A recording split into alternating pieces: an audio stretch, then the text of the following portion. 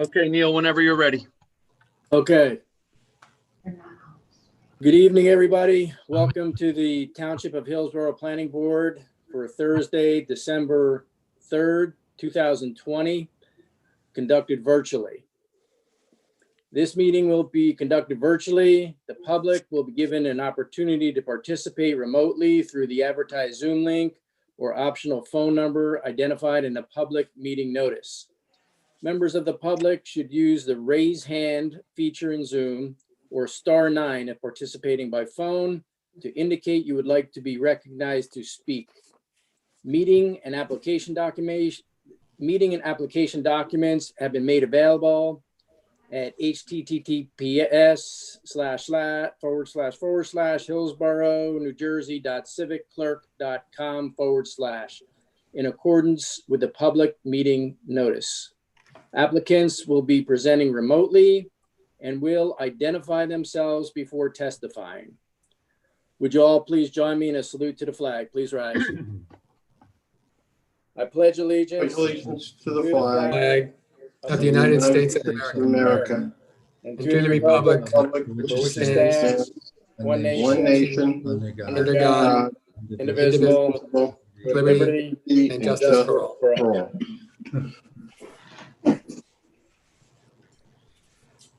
This meeting has been duly advertised according to Section 5 of the Open Public Meetings Act, Chapter 231, Public Law 1975, also known as the Sunshine Law.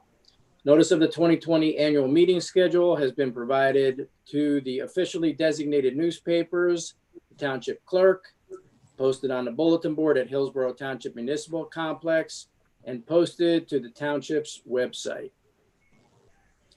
Additional notice has been provided to communicate with that this meeting is being conducted according to the governor's executive orders and pursuant to P-L 2020, which allows for meetings to be conducted electronically. May I please have a roll call? So Mr. Wagner, Mr. Emick, and Chairman Sirachi are absent. Mr. Ciccarelli? Here. Mr. Senaramita? Mr. Scobo? Here. Mr. Peason? Here. Mr. Hestag? Here. Mayor Delcor? Here. Deputy Mayor Lapani? Here. Vice Chair Julian? Here. Do we need a roll call for the township professionals? My Yes. apologies. Mr. Maskey? Here. Mr. Euro? Here. Mr. Bernstein? Here. Mr. Kinsler? Here. And Mr. Lombardozzi is obviously here taking the roll call. Okay. How about, Is that Mike? I thought that was Serpico. is Christina, is she around or? That's me tonight. Christina Restucci? It's Mike instead of Christine. Christina's Michael tonight. Okay. Actually, Christine fills in for Michael. Michael is our normal certified shorthand reporter. I don't know if Tina would like the idea of normal. Okay, next would be the consideration of meeting minutes, which I do not see any meeting minutes. So we'll move on to the next item, which would be consideration of resolutions. The resolution would be the ESCO Precision Inc. file 20-PB-07-MSPV. So, Mr. Maskey, you want to give us some information about this? Eric, would you like to go over the eligible voters? The eligible voters for this resolution are Mr. Santamarita, Mr. Scobo, Mr. Hestag, Mr. Ciccarelli, Mr. Lapani, and the acting chairman. This is a memorialization of a action taken by the board in, I believe it was November, but don't quote me. I'm looking for my copy. It's around here somewhere. So Those are your eligible voters, Mr. Chairman. Okay, I'll make a so motion to approve. This is Ken Hestag. anyone second? I'll second it, Scobo. Okay, so we have a first and a second motion for the resolution for ESCO Precision Inc. So I guess the next thing would to have a roll call in terms of approval. A roll call, please. Mr. Ciccarelli, Ciccarelli says yes. Mr. Santaramita, Yes. Mr. Scobo, Yes. Mr. Hestag, Yes. Deputy Mayor Lapani, Yes. Vice Chair Julian. Yes.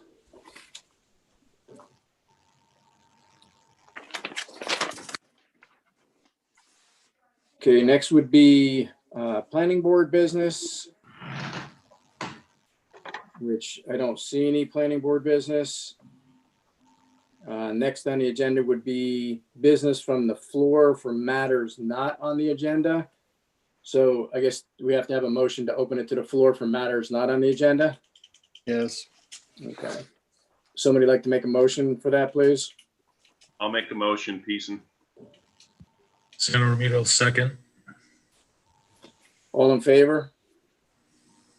Aye. Aye. Aye. All right, so For purposes of the record, Mr. Chairman, if anyone wishes to speak, they should be recognized. As Mr. Kinsler indicated, this is on items not on the agenda tonight. If you wish to speak about or participate in the Campus Associates application, that will come in a few minutes. Thank you, Mr. Birdstein. Okay, anybody from the public who has matter that is not on the agenda, you can please raise your hand or *9 if you're on the phone. Again, this is for matters not on the agenda. Mr. Chairman, I see none. You may proceed, please. okay, so I guess we could just keep it open to the public at this point. Well, we'll just, it will be moved on. We'll deal with a separate public resolution during the application. Next item is consideration of ordinances. And we have an ordinance 2020-29, which is a ordinance amending chapter 188, the land use development, article 5, design and performance standards, section 188-66, non-conforming uses, structures, or lots of the code of the township of Hillsborough. So Mr. Maskey or Mr. Bernstein, you want to just tell us about this? Yeah, sure. This is a fairly simple amendment that was introduced by the Township Committee. It brings the language related to the definition of partial destruction of a structure as it relates to being the ability to rebuild a non-conforming use. It was brought to our attention that our existing language wasn't consistent with the municipal land use law or case law, apparently. And that had to do with partial destruction being based on 50% of the value of replacing the entire structure. So the amendment deletes that language and replaces it with a more simplistic 2 walls and a foundation. But it goes on to say that the final decision of whether or not it was partially or fully destroyed, I should say, would be made by the construction official in consultation with the zoning officer. So it was felt that this was more consistent with what the land use law says.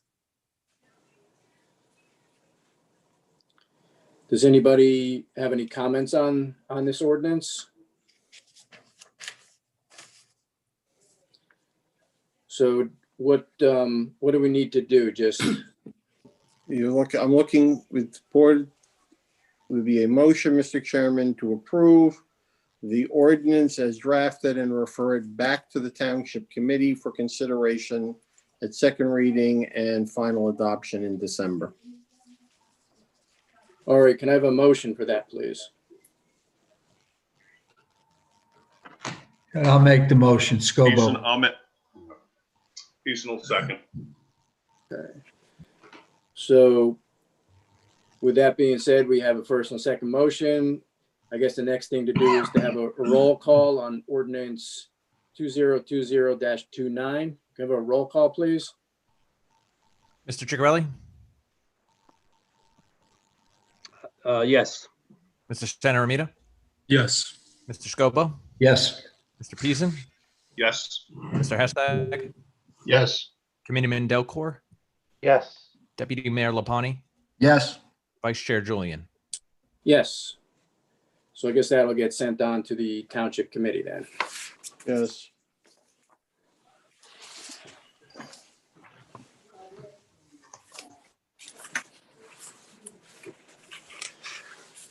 Okay, so next up, give me 1 second.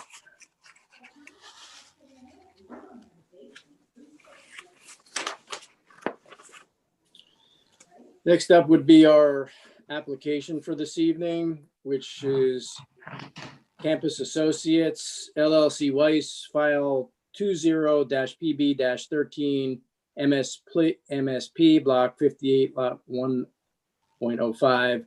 The applicant is seeking preliminary and final major site plan approval, a C bulk variance and waivers to construct a multifamily development consisting of 4 3-story, 24-unit residential buildings and a clubhouse with associated parking, lighting, overlay, landscaping, utilities, stormwaters, and improvements on property in a multifamily inclusionary overlay district with I-3 light industrial zone. So who will be representing the applicant? Good evening. For the record, Mark Pulley Castro, attorney for the applicant. Okay, Paula Castro, for the purpose of the record, would you spell your name? Olicastro, and it's Mark, M-A-R-C. Thank you. Mr. Chairman, before Mr. Paula Castro starts, Fred, do we have Beth McKenzie somewhere in the audience? In Beth McManus. Miss McKenzie, shows you where I've been compared. Good. Yes, yes, we Okay. do, Mr. Bernstein. Okay, can we recognize, Kurt. can we recognize her, please? Sure, I will promote her now. Thank you. Miss McKenzie, are you there? Can Miss you unmute? McManus. I'm sorry, Miss McManus. She's coming. Miss McKenzie is retired. Here I am. Yes. There she is, Mr. Bernstein. Thank you, Miss McManus. Miss My McManus, pleasure. Miss McKenzie was our court special master. Miss McManus is now our court special master. She has been asked to attend this evening's application, as she has at other times. For those of you who don't know Beth, can you indicate to the board and to the public a little bit of your background? Sure. I am, of course, the Township Special Master for the Mount Laurel litigation, and I'm a principal at Kyle McManus Associates. I'm a planner by training. I'm licensed in New Jersey as well as nationally with my AICP, and I do quite a bit of affordable housing and also municipal board work as well as private development work. Ms. McManus is here to give guidance and assistance to the board, the applicant, the public, when she so desires to do so and or she is asked specifically. Excuse me, Mr. Mr. Bernstein. Yes. It's Ms. Mr. Kinsler. Yes. Mr. Emick is now in, so if we could note that it's 7:46, he has joined. Thank you. Yeah, Thank Fred, you. I Sorry. actually saw him come in before we even started the application, so he's been here the whole time. Yeah, I just saw his name pop up on my list just now, so I just wanted to make a note. Thank you. Ms. Polkett? Mr. Bernstein, before we go, Yes. I just wanted to make for some clarification that Ms. McManus is independent of the township. She was introduced as the Township Special Master, just so the public understands. Beth is independent, basically, if I'm saying this correctly, works for the court. Is that Yeah, right? she is the court special master assigned to the township. Yes, thank you for that. Yeah, that's true. If I may, before Mr. Policastro starts his presentation, because we are in a unique situation electronically. The normal way the board handles public input is that we allow the applicant to produce their witnesses one at a time. Once an applicant's witness has testified, the board is then usually given an opportunity, though they may during the testimony, to ask questions at the end. There may be comments, questions from Mr. Euro, who is the board's engineer, and Mr. Maskey, who is the board's who is the township planning director and the board's planner, as well as myself. It will be at that point that the public will be allowed to ask questions of the witness. It will not be a time to necessarily give a speech or testimony. We will deal with it on a case-by-case basis. I believe, and Mr. Policastro can correct me if I'm wrong, as will Mr. Maskey, that Mr. Policastro has been provided all of the materials that the township has been provided by some of the residents in the neighborhood as to pictures, exhibits, letters, et cetera. Is that correct, Mark?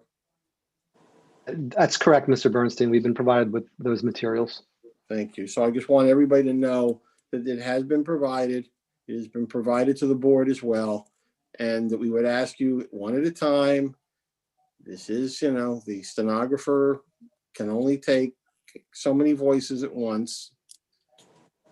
It is being recorded for purposes of stenography, not necessarily for purposes of video.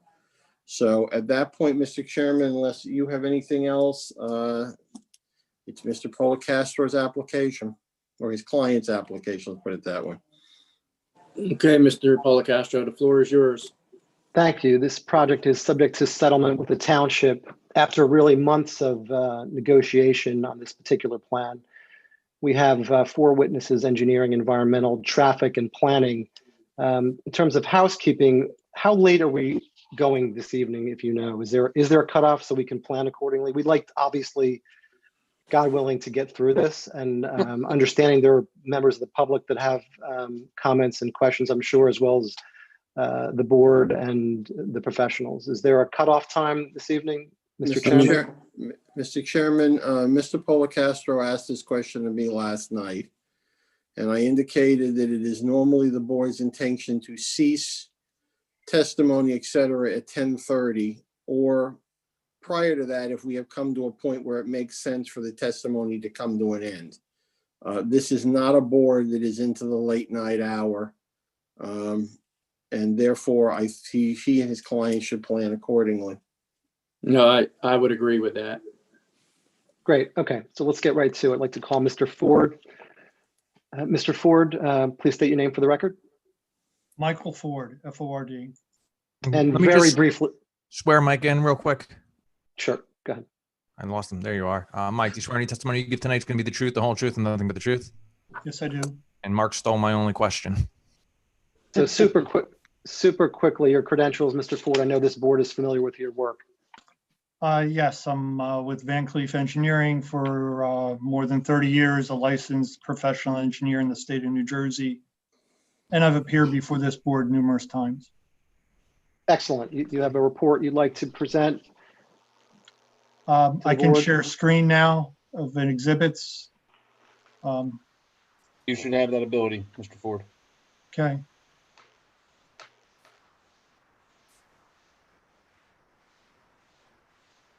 I got it. Thank you. Are we gonna mark these exhibits, Mr. Policastro? Oh. Well, as they come up, not in, once the screen comes back. Wait a second. There's Mr. Ford, and there's Mr. Ford's exhibits. Okay. Wait a second. I hold on just a second, please.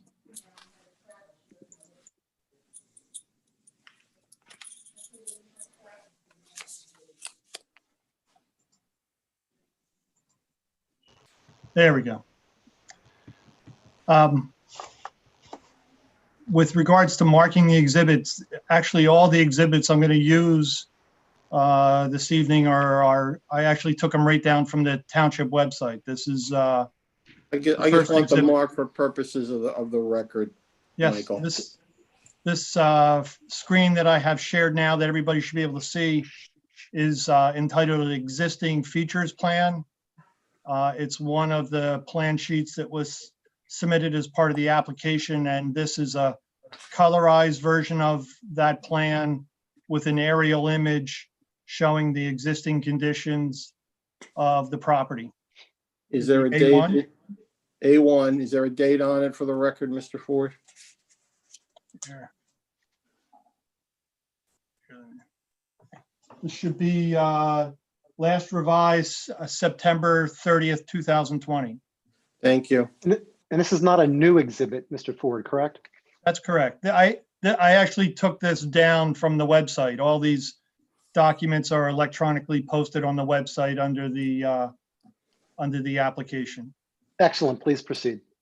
All right, and then because I'm going to be referring to it next, I'll go to page 2, which is the proposed conditions. And that's the same, if you want to call that A2, that would be taken right from the website. Please. Okay? Okay. All right. Introducing the application. Let me move this out of the way. All right, the subject property is known as Block 58, Lot 5.05. I'm sorry, 1.05. It's a 13.8 acre parcel of land in the I3 zone. And as was stated at the introduction, is subject to a settlement agreement whereby there was an overlay zone established for multifamily inclusionary housing. That is, the proposed project is an apartment project, which includes both market rate and affordable housing units. Again, with regards to existing conditions, the bottom of the page is east. This is Route 206. You see the northbound lanes. What I'm hovering over now is the existing Temple Bethel facility. Your Doctor's Care just south of that. And what used to be a daycare facility at the Jug Handle intersection of Route 206 and Dukes Parkway West, which was recently approved for a canine dog facility. Access to the property is via Campus Drive, which I'm highlighting now. This is an existing. Excuse me, Mr. Ford, I'm not seeing your cursor or anything. I don't know if your screen is frozen. Yeah, I'm not seeing it either. Okay. So Mike, what you did was you shared specifically just your browser. For us to be able to see your mouse, you need to share your entire desktop. Your whole desktop, correct. Okay. Let me try that again.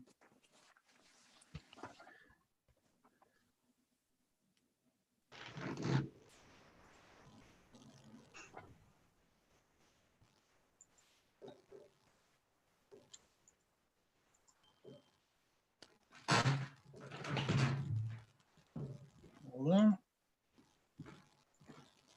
I'm going to stop sharing and try sharing Yep. again. Let me find the exhibit.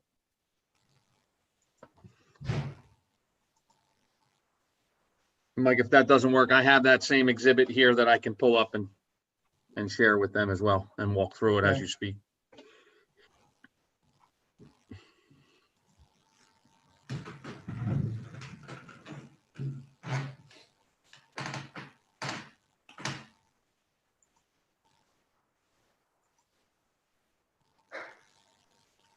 All There right, you go.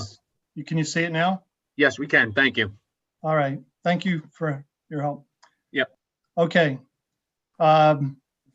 Sorry again. So the bottom of the page is Route 206.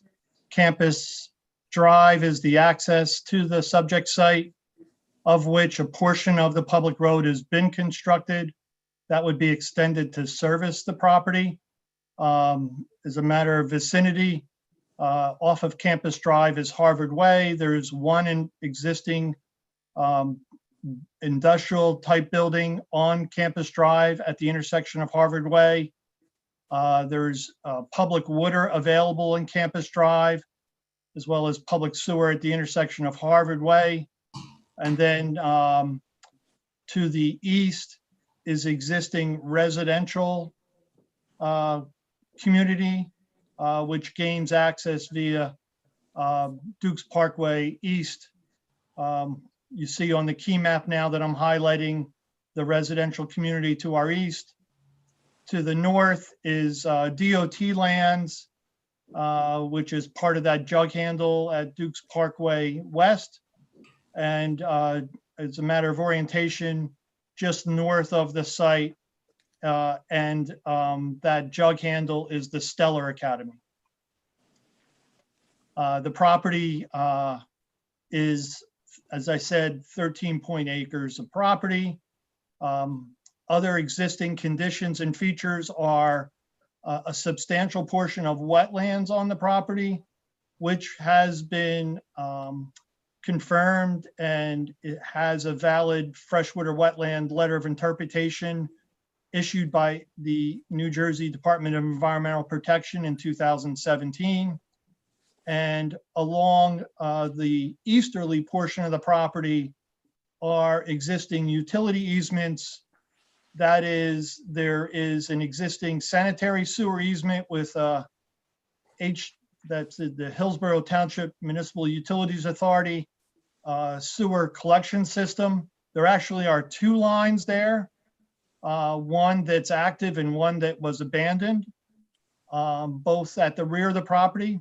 And then to complete the sanitary sewer that's existing at the site, along our northerly boundary is an existing sanitary sewer easement, which has an existing sewer main in it that comes out to Route 206 and then up in front of the existing Temple Bethel facility, whereby they get their public sewer service.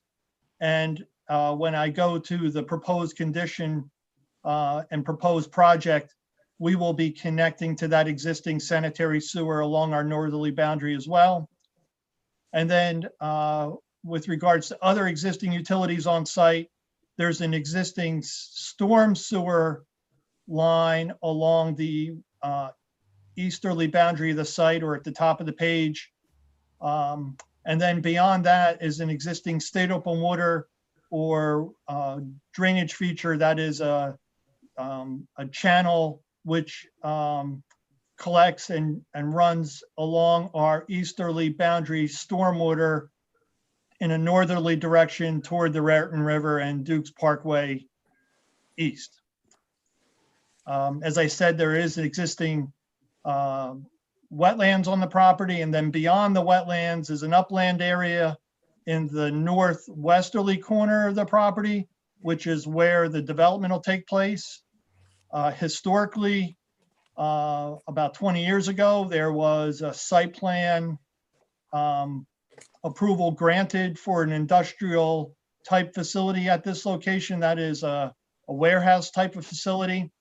And subsequent to that approval, which was perfected, there was construction initiated, but then stopped. So you'll see, and I'm highlighting this now with my cursor, there's portions of that upland area beyond the wetlands that was disturbed and cleared as part of that construction that was initiated and then stopped, mainly because the economics dictated that the project wasn't viable. Now I'll go to the proposed condition. Everybody. You'll see as I highlighted this westerly portion or the northwesterly portion of the property is where the proposed development is taking place. Along the south and easterly portion of the property where the wetlands are will be preserved in a conservation easement. Campus Drive will be extended into the property to service for access to the property, vehicular access, and I'm, I'll say zooming in so people can see this a little easier now. Campus Drive would be extended to service the proposed parking lot of some 204 parking spaces, which is in excess of what is required for the 96 units that would be circulating throughout the parking area and back out to Campus Drive. As was stated as part of the introduction, the 96 apartment units would be housed in 4 buildings. So there's 4 buildings, apartment buildings proposed, 5 buildings in total, the 5th building being the clubhouse, which I'm highlighting now. The 4 3-story Apartment buildings would all contain 24 units each. They front on the parking area. As part of the amenities, there is the clubhouse that's proposed, centrally located immediately off the main access, which would have a pool and outdoor rec facilities. That is a tot lot next to the clubhouse. And as far as other recreational amenities, there is a proposed fenced-in dog run area just north of Building 1, which I'm highlighting now, basically in the center of the property on the northern end. As I said, the public sewer would be serviced by connection to the existing main along our northerly boundary. Public water would be extended in from Campus Drive, where it terminates now at the end of the improved section of Campus Drive. That would be New Jersey American water. We have contacted them regarding will serve, as well as the Hillsborough Municipal Utilities Authority and other underground utilities such as electric and telephone and cable. With regards to other amenities, we're proposing trash enclosures within the parking area, and I'm highlighting them now along our northerly boundary, immediately adjacent to the, within the parking area. Let me move in a little bit more, perhaps it'd be a little easier to see.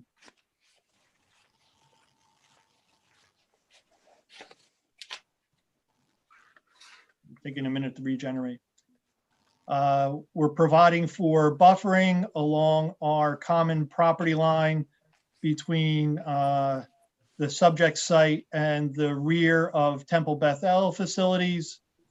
And with regards to other landscaping, we're not going to disturb and preserve the existing wooded areas within the wetland areas and supplement, that is, provide plantings in those areas where there was some disturbance as part of that prior industrial building approval, and revegetate and complement the existing vegetation in that area. And then with regards to buffering, our most, I'll say, critical neighbor, which would be the residences to the east, there is a requirement within the ordinance that was adopted for this project that 100-foot buffer be provided along that property line that's common. That is the tract boundary that's common with the residential zone. The zones on the other property boundaries are not residential. This is our only residential zone boundary. And I'm highlighting now that required 100-foot buffer line. And you can see that that line, which is 100 feet from the tract boundary, is the required buffer. However, the proposed buffer of some 230 feet is more than twice the required buffer along those residences. That would be, provided. And then you'll see that with regards to the proposed plantings, we are proposing plantings in this area that was previously disturbed. And one of the comments we received in the review memorandums was, why wasn't plantings provided, I'll say, on the east side of Building 1? That is where there's existing vegetation. But to the extent the existing vegetation, which is primary deciduous, not evergreen, there would be a need to supplement the existing vegetation in that area with evergreen plantings. We could relocate or provide plantings in that area to supplement that plantings to ensure that, the 230-foot buffer, which is more than double what's required, will provide for an adequate screen for our neighbors to the east. With regards to stormwater runoff, right now the property is wet. We acknowledge that there is a substantial area of wetlands. It drains in a northeasterly direction toward that existing drainage feature along our easterly boundary. What we're proposing for stormwater mitigation is a underground stormwater detention basin. I'm highlighting the area of where that underground basin is now, which is more than, that about 300 feet from our easterly boundary, would be located under the parking area. This is similar to other projects where we have underground basins. The typical is either a stone bed with pipes or those arches by ADS or some other type of provider. This is a system similar to what was used on the project under construction by Bottle King on Route 206. And this underground basin would collect stormwater. Mike, are those projects in Hillsborough? Those other projects you're speaking of? Yes.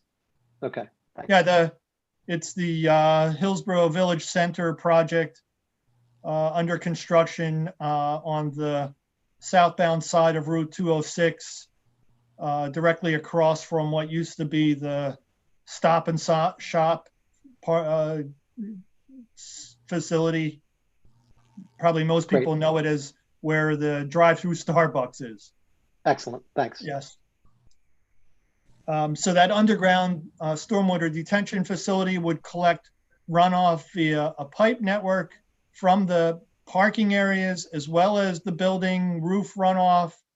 The volume of storage in that underground basin would be a storage facility with a controlled outlet that would reduce or release the runoff from those additional impervious areas at a controlled rate such that the total discharge from the site is reduced in accordance with the state standards for stormwater management, NJAC 7:8. And that requires reductions for the 2, 10, and 100-year storm of a 50% reduction for your peak runoff for the 2-year storm, 75% reduction in your existing peak discharge for the 10-year storm, and 80% max discharge for the 100-year storm. What I'll say for this proposed project, the basin that we've designed substantially exceeds those minimum standards. That is, while we're provided an allowance to discharge a peak at up to 50% of the 2-year storm, our discharge is reduced to more than half that standard, and we're releasing a rate at 22% of the existing condition. For the 10-year storm, while 75% is allowed for the peak discharge, we're at 31%. And for the 100-year storm, our peak discharge is at a rate of 58%, where 80 is allowed. And that is in the stormwater design report that was submitted as part of the application. It's on the website. I know there's been concern and issues of prior existing drainage issues with our neighbors to the east. And that's one of the reasons we endeavored to not just meet the standards, but exceed them. And as I've just stated, by quite a bit, a substantial amount. We're proposing now to tie into that existing drainage pipe that's along the easterly boundary. Beyond that pipe, there's also parallel to it an existing state open water or open channel.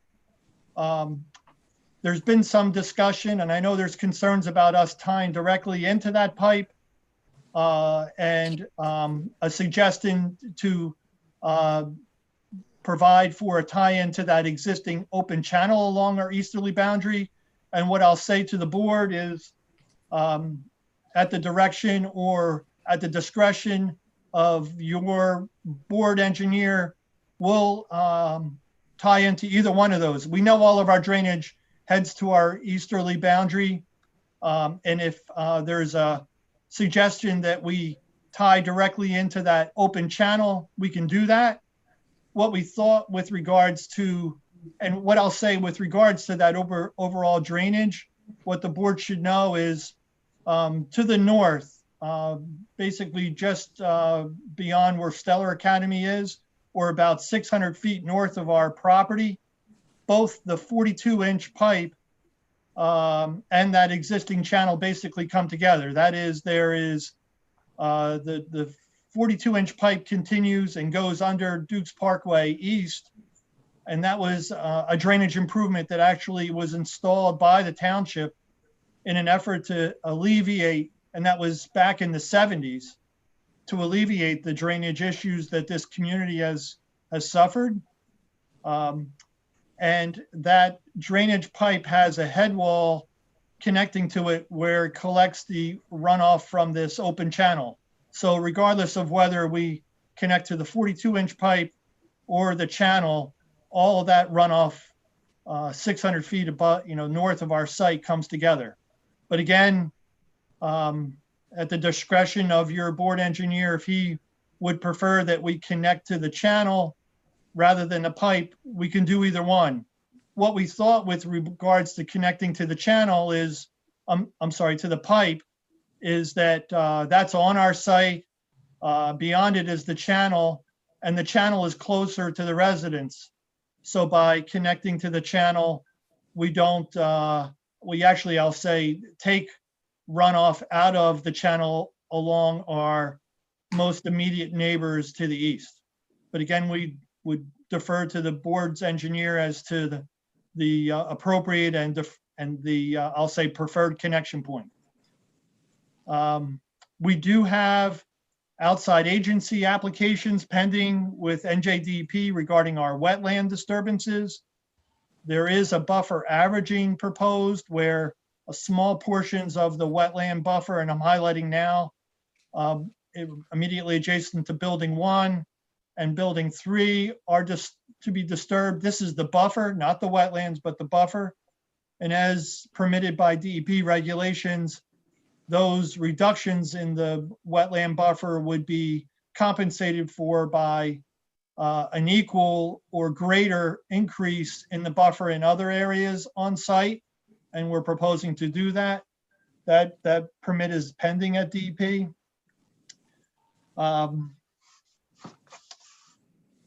With regards to relief, I think the chairman read at the onset, there is a proposal to provide, we have a site sign at our entrance driveway where the maximum permitted sign height is 4 feet. We're proposing a sign 6 feet 4 inches high, but as shown on the architect's detail, that sign is a freestanding monument sign, and basically the additional height is what puts that sign on a pedestal. So that's one of the relief elements that's being requested as part of the application. There's also in the town ordinance a required limit of existing vegetation or tree disturbance as part of any residential project. As I indicated, this is in the industrial zone, the I3 zone, and had this been developed for industrial use, the limit for vegetative clearing would have been 60%. So would the impervious coverage max allowable, and I'll get to that in a moment. What we're proposing as far as existing vegetation disturbance exceeds the maximum residential use limits in the ordinance of 20%, and we're proposing a disturbance of approximately 38.3%. That's relief that's being requested as part of the application.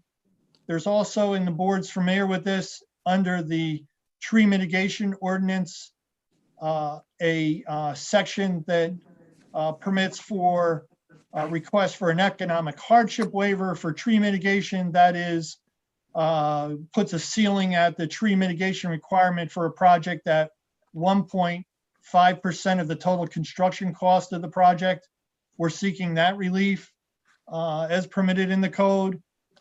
There is also a restriction in the building height. That is, the code adopted for this inclusionary development allowed for the residential unit buildings height up to 45 feet.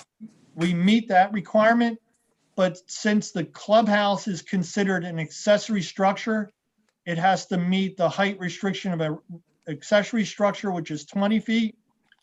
We are requesting relief for a portion of that clubhouse structure, which exceeds that 20-foot limit. It's at 30 feet.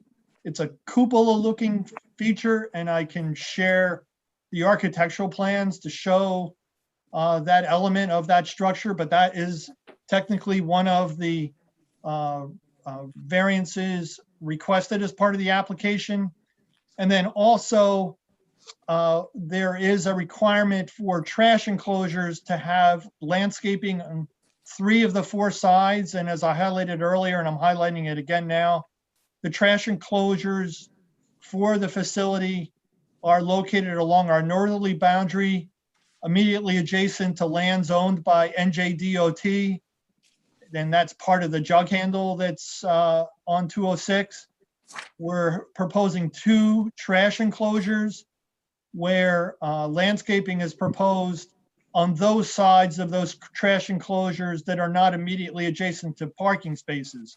So technically we need that relief, or we're requesting the relief for the landscaping that would be required on the other 2 sides. And I'm highlighting that on one of the 2 trash enclosures that has parking spaces on either side of the trash enclosure. And then on our northwesterly corner of the parking, there's landscaping on 2 of the 3 sides. The other 3rd side has a parking space on it, and we're requesting that relief.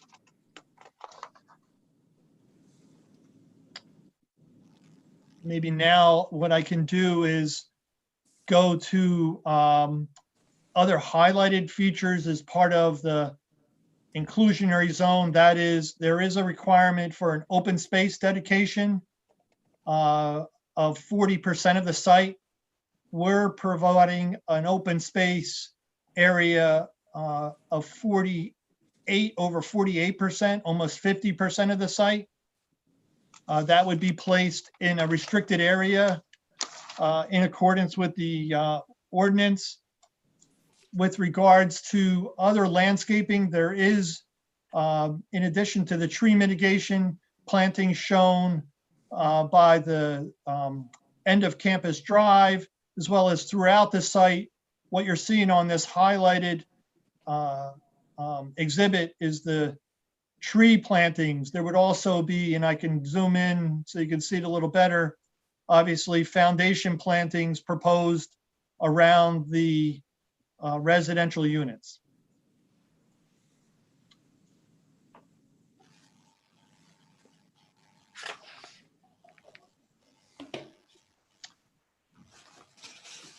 You go to some of the testimony that was requested. Excuse me. With regards to the parking, the 204 parking spaces would not be designated parking spaces. That is not assigned to a unit, but would be restricted to residents. So it's parking exclusively for the residents, as would be the use of the clubhouse. With regards to circulation through the site, you can see now I'm highlighting the access driveway. We're not proposing any designated loading areas. What we envision would be similar to other apartment complexes where deliveries such as UPS or mail delivery would temporarily pull up either curbside and make the delivery or deliver mail to a centrally located mail gang box, if you will. Other vehicular circulation we provided for this loop area for, say, improved or more fluent circulation through the project, as well as access to the trash enclosures. with regards to school pickup, what we envision, and this would be similar to other apartment complexes such as Green Village, which is located on Route 206 just south of this site, would be curbside pickup for bus. And we envision, and this is an area where there's no parking, so it's a long stretch of curb immediately adjacent to the clubhouse that would be well suited for a school bus to pick up children within the community. And they could, in inclement weather, shelter under overhangs in front of the existing clubhouse or perhaps within the clubhouse itself, if it's open. With regards to traffic, specific comments, as the applicant's attorney stated, one of the other professionals that'll testify will be regarding the traffic. With regards to the improvements to Campus Drive, we've shown just a driveway extension to Campus Drive. There is the yellow highlighted now. I'm showing the end of the existing public right-of-way. We haven't shown a cul-de-sac there. We would defer to the board regarding that, but we don't see it as something that would be a need for our access. With regards to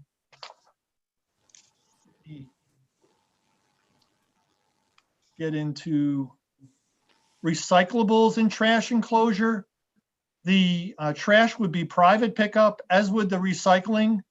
We don't envision using the county's recycling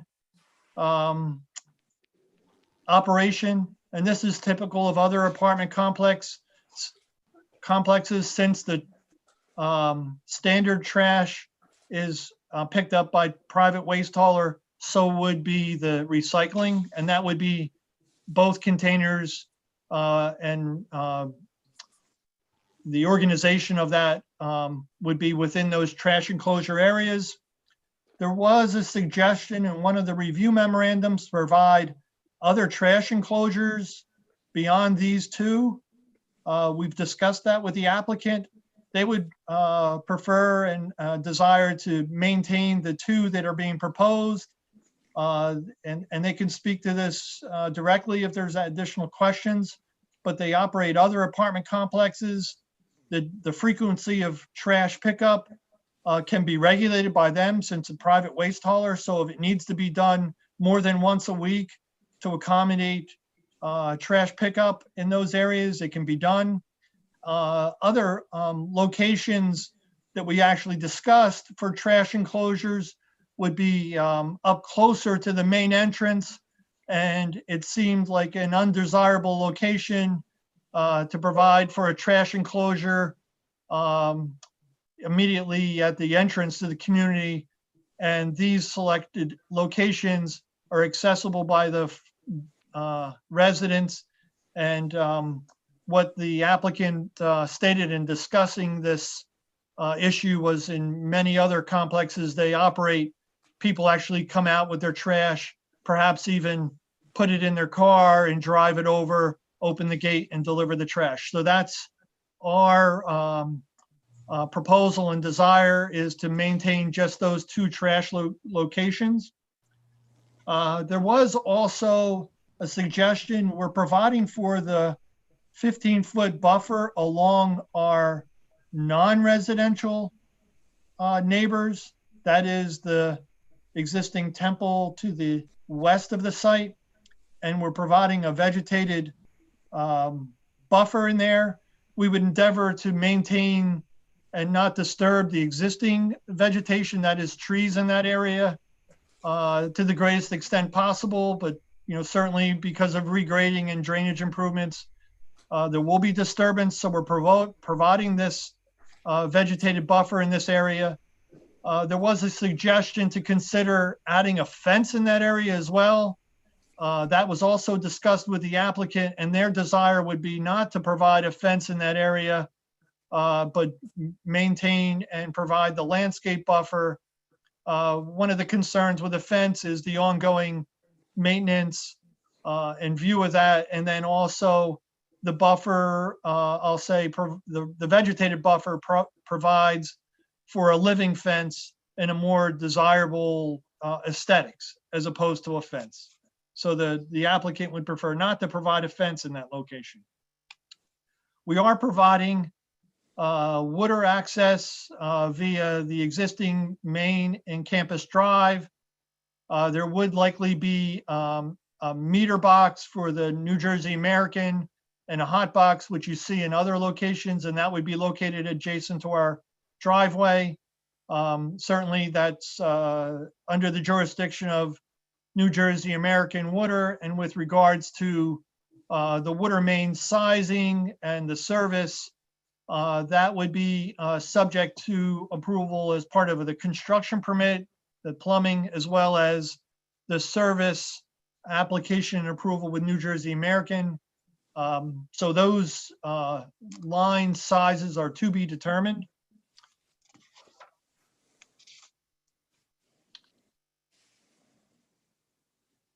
I did discuss already the vegetation in our screen and our desire to provide an effective year-round screen for our neighbors to the east, and the prospect of relocating some of our tree mitigation requirement trees and or supplementing them with other landscaping or alternate species that is year-round evergreen trees to provide that year-round screen. We would do that.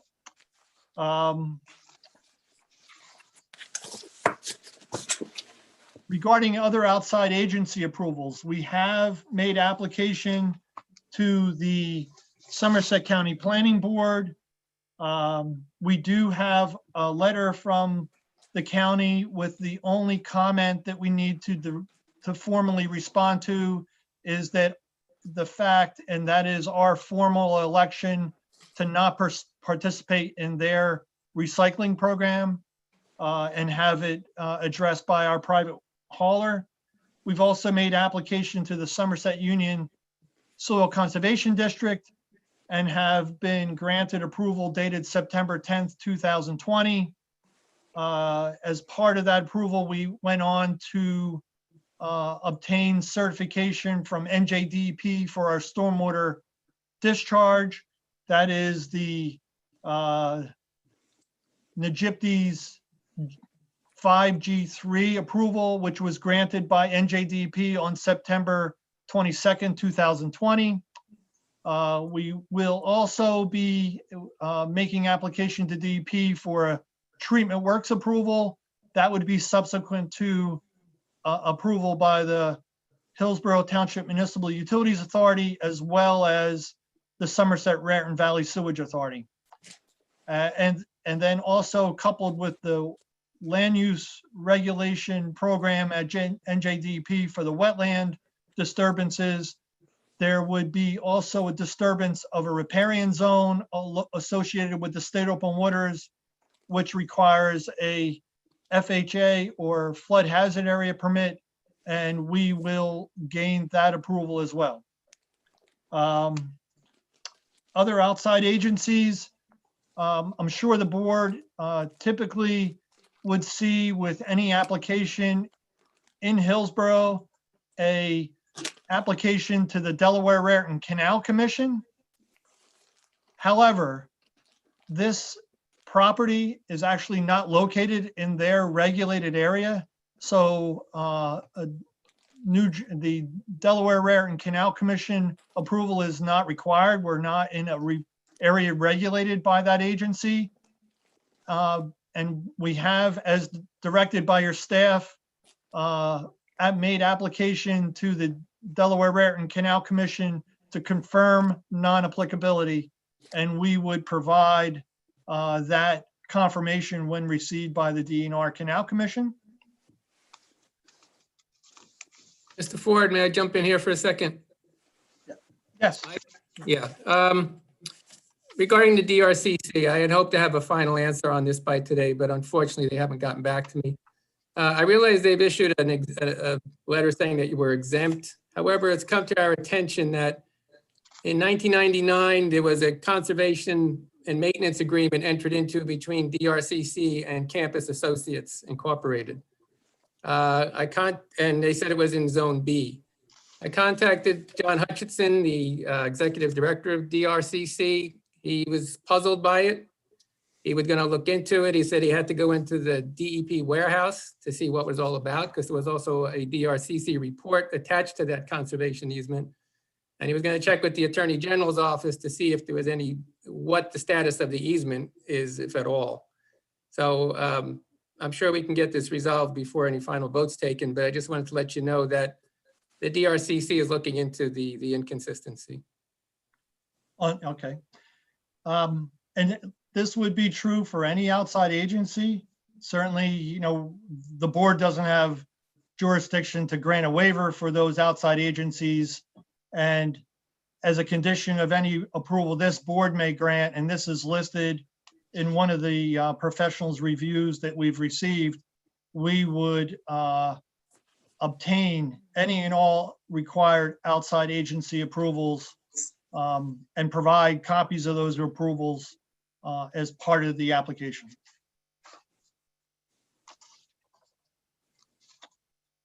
Mr. Maskey, are we in accord on that front, on that issue? Are you agreeing with what Mr. Ford is indicating in terms of the customary, condition as to outside agencies? Yeah, I think, like I said, even the DRCC was puzzled why in 1999 it was in Zone B and in 2020 it's exempt, and why there was actually a conservation and maintenance agreement entered into for the property. It had to do with a non-residential development that was never built back then. So, whether or not the easement has any even standing on the property anymore or not, I don't know, but they are going to look into it to see if indeed you are exempt from their zone designation. Excellent, great, thank you. Thanks, Mr. All right. Maskey. Mr. Ford, what else do you have? You're winding down, I take it. Yes, I am. It's fine. Mike, are you done? I would say maybe perhaps now we could talk about the review memorandums. I think I've highlighted a number of the items in the review memorandums. The items that we've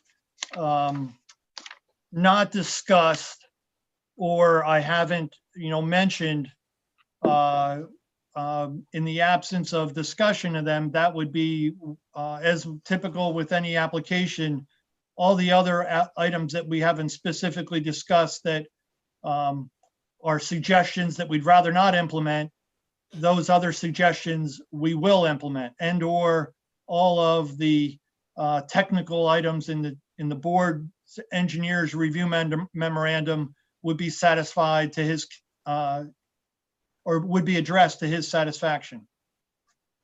So for the purposes of the record, Mr. Ford, in the absence of an objection to either Mr. Euro's memo, Mr. Maskey's memo, or other memos, the applicant will agree to the requirements?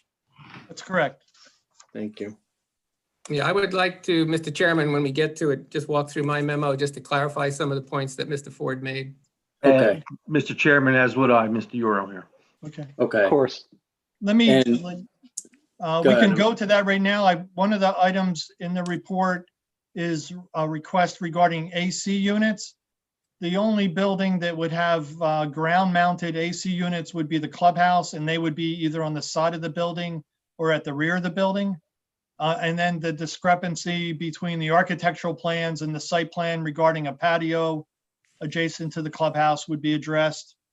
Hey, Mike, why don't you explain which report you're addressing, either Mr. Euro's or Mr. Maskey's, so it's clear to everybody, because I'm not even sure I think that's which one you're talking about. That's a great fine. idea. That's an excellent procedure. So Mike, why don't you pick one? Yes. Let's go through perhaps Mr. Maskey's first. That's Okay, fine. I'll take the lead on it, Mike. Okay, so regarding the buffer, and you've got in excess of 100 feet, obviously. As the ordinance states, and if you didn't meet this, it would be a variance. It has to be determined if the existing vegetation provides a sufficient year-round screen or if the existing vegetation needs to be enhanced. Now, you mentioned the possibility of extending those trees over to the north.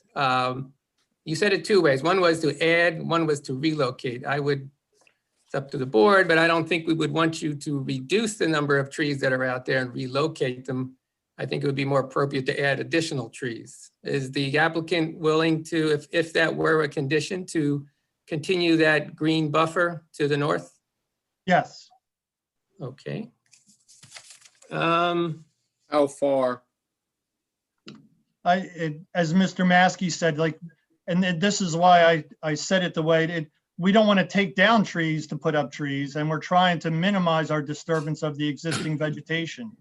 So, all right, would you agree to walk this site if we get to that point with T&M's landscape architect to specifically identify where it can be enhanced? Yeah, we don't want you taking down trees either, mature trees, but and Bob, certainly I should be asking you this as well, that T&M's landscape architect can identify areas where it can be enhanced without taking the existing trees out. Does that sound right, Bob? Yes, it does. Mike, is that okay with the applicant? yes. Mark, is that okay? Okay. Sticking with buffers, this has to do with the required 15-foot buffer between the parking lot and the adjoining property. You have the 15 feet.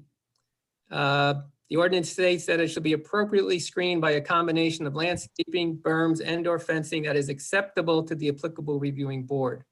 Can you give us a little detail? You show a line of green. Can you give us a little more detail exactly what you're planting there? And well, you already said you're not going to put a fence up, but you have opportunity to put a berm in there with the trees or not? Yeah, the plantings along that, this is our most immediate neighbors to the Right. west is evergreen plantings. And as shown there, it's a single row of evergreens within that 15-foot.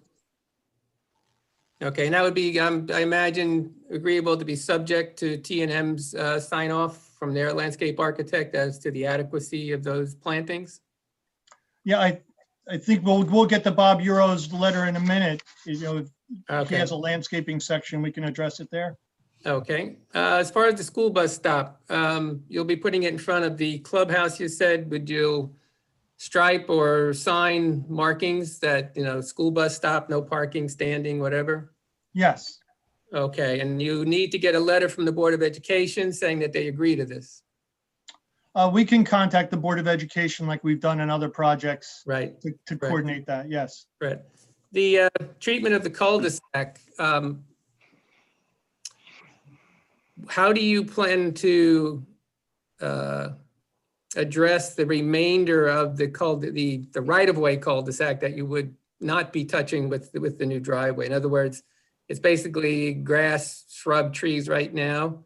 You show your landscaping stopping at the right-of-way line, but if you're going to put that drive, you're just going to do a straight extension of Campus Drive, you have to address the remainder, the balance of the right-of-way somehow. How do you plan to do that? Well, there's some vegetation in there now that we wouldn't be disturbing. Quality vegetation or just scrub? No, I don't know the specific quality. What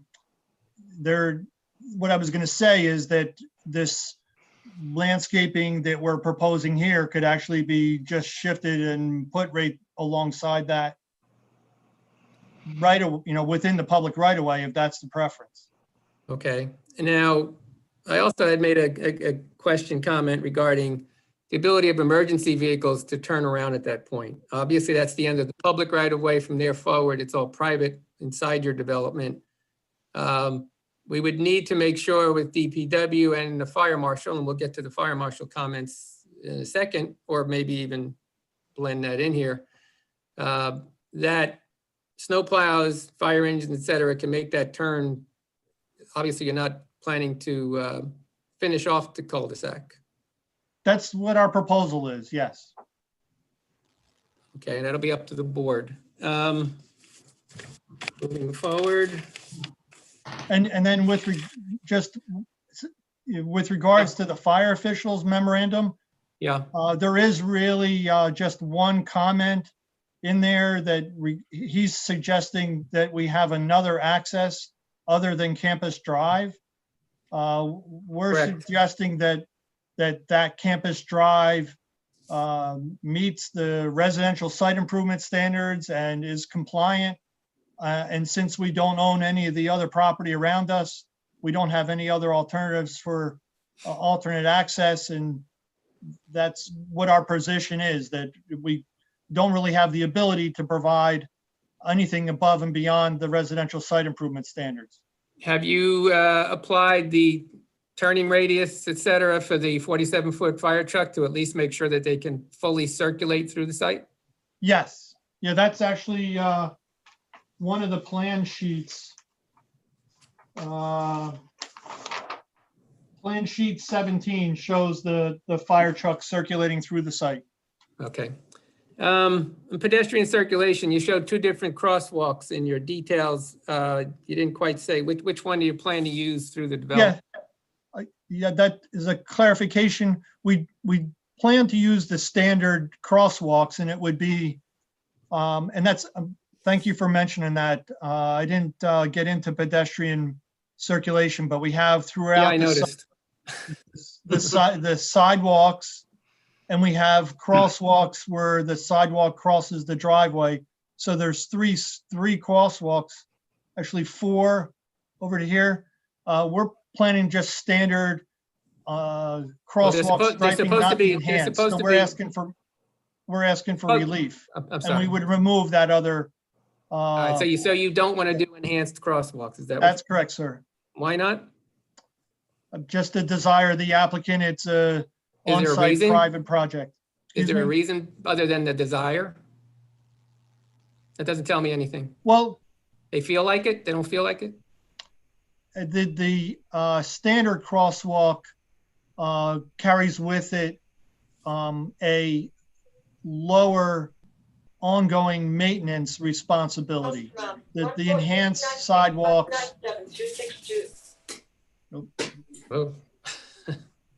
Oh, have a higher burden of ongoing maintenance, and for an inclusionary development, the applicant feels that's an undue burden.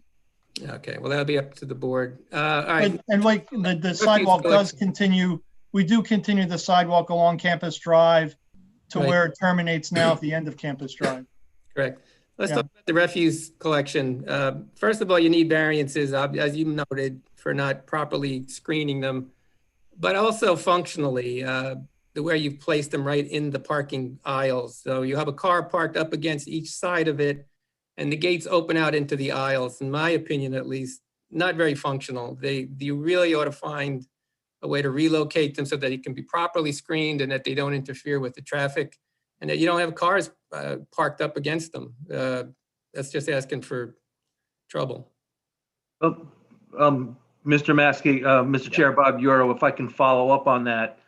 I did notice that the application requires 188 parking spaces.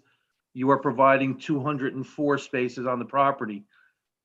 What if you were to provide landscape islands on either side of those, lose 1 or 2 parking spaces on either side of those structures and, supplement it with the landscaping? That's an idea. You do have additional. And then just also, Mr. Ford, with the excess parking, you have that dead end parking at the northern part of the property.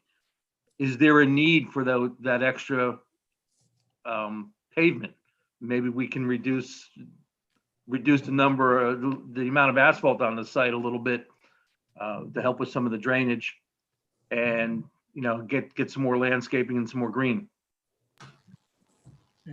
We can discuss both of those items with the applicant. Okay. Okay. Lastly, at least for now, on the tree mitigation, there was a discrepancy between the environmental impact statement and your request for the waivers and the variances regarding tree mitigation. The environmental impact statement said that you will submit an offsite contribution for the remainder of the trees, that you wouldn't be asking for a variance. So which is it? We're not, we're applying the economic hardship waiver, and we're not proposing to provide any contribution. Is there a particular reason? Well, that's, Mr. Maskey, respectfully, this is within the ambit of a settlement agreement, so I'm I'm, aware of that. I don't want to, And we've done very. but I don't, but let me, I was just talking, if I could just finish, I just. Go right ahead. I don't want to read too much into what you're, because this is the third, quip that you've made in terms of, that's not a reason, but you know very well, I know Mr. Bernstein knows very well that this is not a use variance, an additional use variance that we're asking for. This is within the ambit of the settlement agreement that contemplates that these, it's not permissive language, it's shall be granted by the board. And it's right and on the face of the document. So before we get too further along on every single request, the tenor, and again, I don't want to read too much into what we're on Zoom, so maybe if I were across the aisle from you, I would have a different opinion, but it sounds like you're going down a road where you're indicating these are just not warranted. The settlement agreement contemplated these types of requests, in my view. I'm like this with everybody. I still love you, but that's the way it is. Just looking for backup reasons, justifications, that's all. Understood. That's all I have. Okay, how about Mr. Euro? You want to go through his report also, Mike? yes, Thank you, sir. Mr. Julian. That's the November 20th report.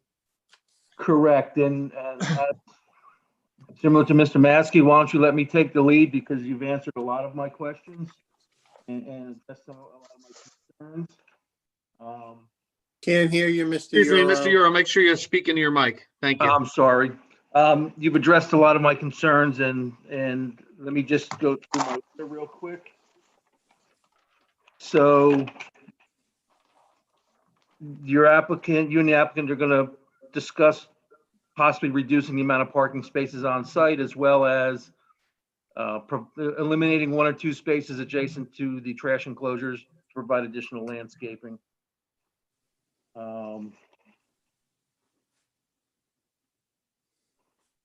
With regards to the stormwater, you provide the report which shows the necessary reductions.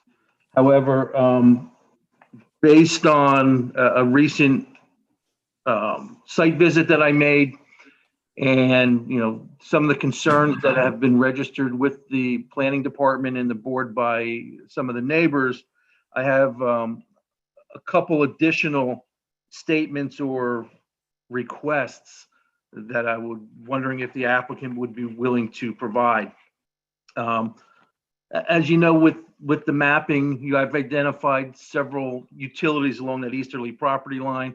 I would ask that you provide a clear map indicating the various sanitary sewer lines, as well as the drainage line, clearly with identifying the grate and rim elevations, the various inverts, and the size of pipes, and whether such sanitary lines have been abandoned or are active.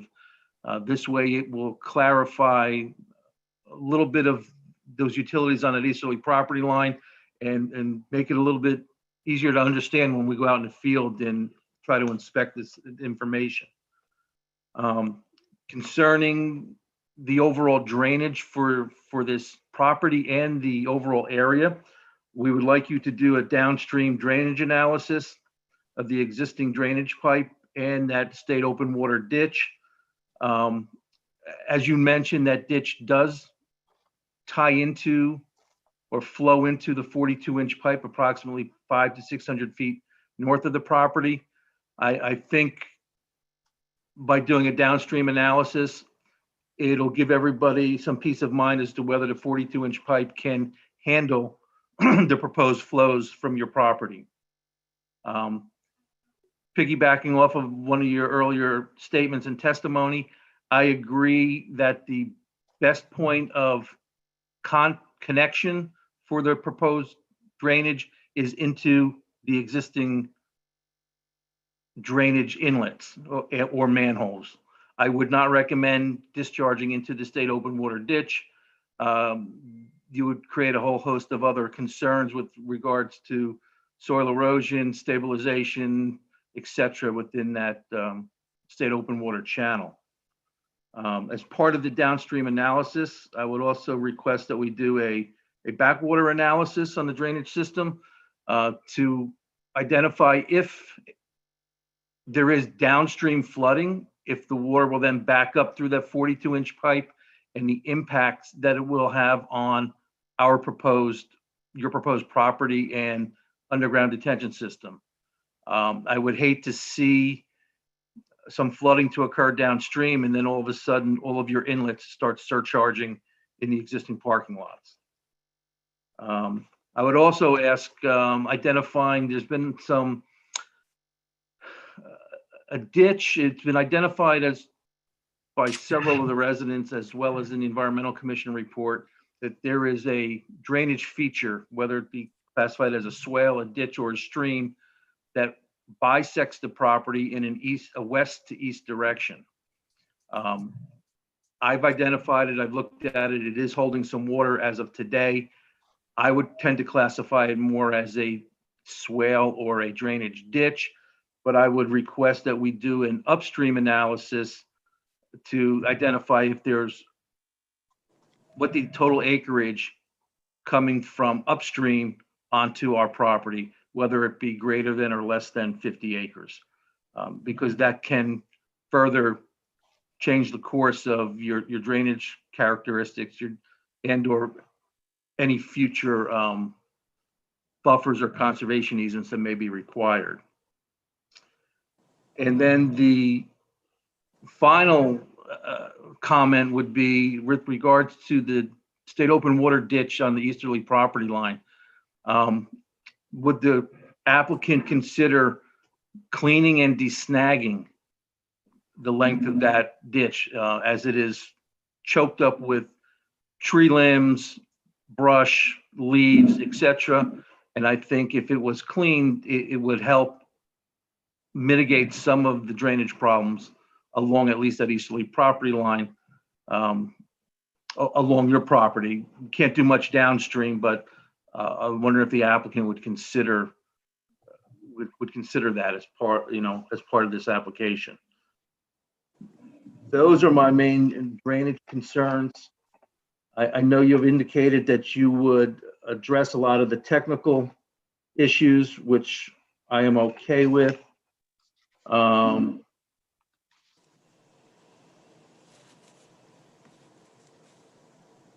And other than that, you've addressed a lot of the other concerns with your testimony. So for me, the drainage right now is the main thing. And I think we really need to provide a downstream analysis to make sure that we're not going to exacerbate any flooding downstream. Yeah, and Mr. Euro, that we understand, and certainly we're not living with the residents, so they've dealt with it firsthand. But I've actually, in preparation for this development design, met with Mr. Bellinger, the assistant township engineer, who's heard firsthand from many of the residents about the ongoing drainage issues that are, certainly not part of or as a result of this application, because it's not been built yet, but existing conditions. And to the extent, certainly like you just said, I think the key is that we demonstrate that we're not going to exacerbate or adversely impact them, but I wouldn't want to establish any perception by the public or the board that we're going to eliminate those drainage problems. So when we endeavor to do the analysis, it would be an analysis to show and demonstrate that we're not going to have an adverse impact or worsen existing drainage problems. But I wouldn't be surprised if the analysis showed that what everybody's been saying is that the existing conditions have some adequacy problems. So just wanted to, I'll say, agree to really what you just said, which was demonstrate that we don't have an adverse impact with the analysis. Understood. And I Mr. Chairman, think- can you hear me, Mr. Chairman? Yeah, I can hear you. Yeah, I had some audio problems. Yeah, so the applicant is not inclined to undertake that downstream analysis. We will talk offline, but that is not the type of analysis in our view. Respectfully, Mr. Euro, and I understand the perspective and I understand the analysis that maybe some of the landowners would like, but we do not believe, in our view, that that is necessary. But we will, as always, take it under advisement. But I don't want to mislead this board or the board professionals. That is not that was something that, I've been doing this across the state. I've seen these types of applications in the COA context. I do not believe, frankly, that the judge would say, okay, go ahead, you need to do that analysis. This agreement was negotiated. The concept plan was attached to the settlement agreement. I do not believe this is a new issue, which is where I think you were going, Mr. Ford. That I know, Mr. Ford, you've been before this board. You don't want to mislead the board or the board's professionals into an understanding that we're going to go down that analysis route. So we'll talk about it offline, certainly. But I, again, certainly wouldn't want to mislead the board. Mr. Policastro, Bob Euro, Mr. Policastro, I understand your concerns, but the one thing that I'm not asking you to reinvent the wheel or to correct the downstream issues. We got to make sure that, we're holding back water. We are providing a tie-in to the existing pipe. We want to make sure that the 42-inch pipe can handle what little, what we're putting into it or what you're putting into it. So with that, you need to know the capacity of 42-inch pipe, and that in conjunction with the additional flows and potentially the downstream, whether you're going to be able to do it, or if you're just pushing the water against a wall of water and you're never going to get it anywhere. So I respectfully disagree. And again, I don't want you to solve all the drainage issues. We want to make sure that this water can get into the pipe and be received and let it start to move downstream. I also want to make sure that, with this tying in, that if there tends to be a flood or a condition for the 100-year storm, that we're not backing up. You start having geysers coming out of your on-site inlets, and then you start flooding your neighbors to the west, the Temple Bethel and the Canine establishment. This is a normal request for as part of a drainage analysis and drainage study. Your downstream, which is why your downstream can handle it. Again, we'll take it under advisement. I just wanted to, again, not to mislead the board. Understood. So, and I, as always, appreciate your comments. Thank you, Mr. Chairman.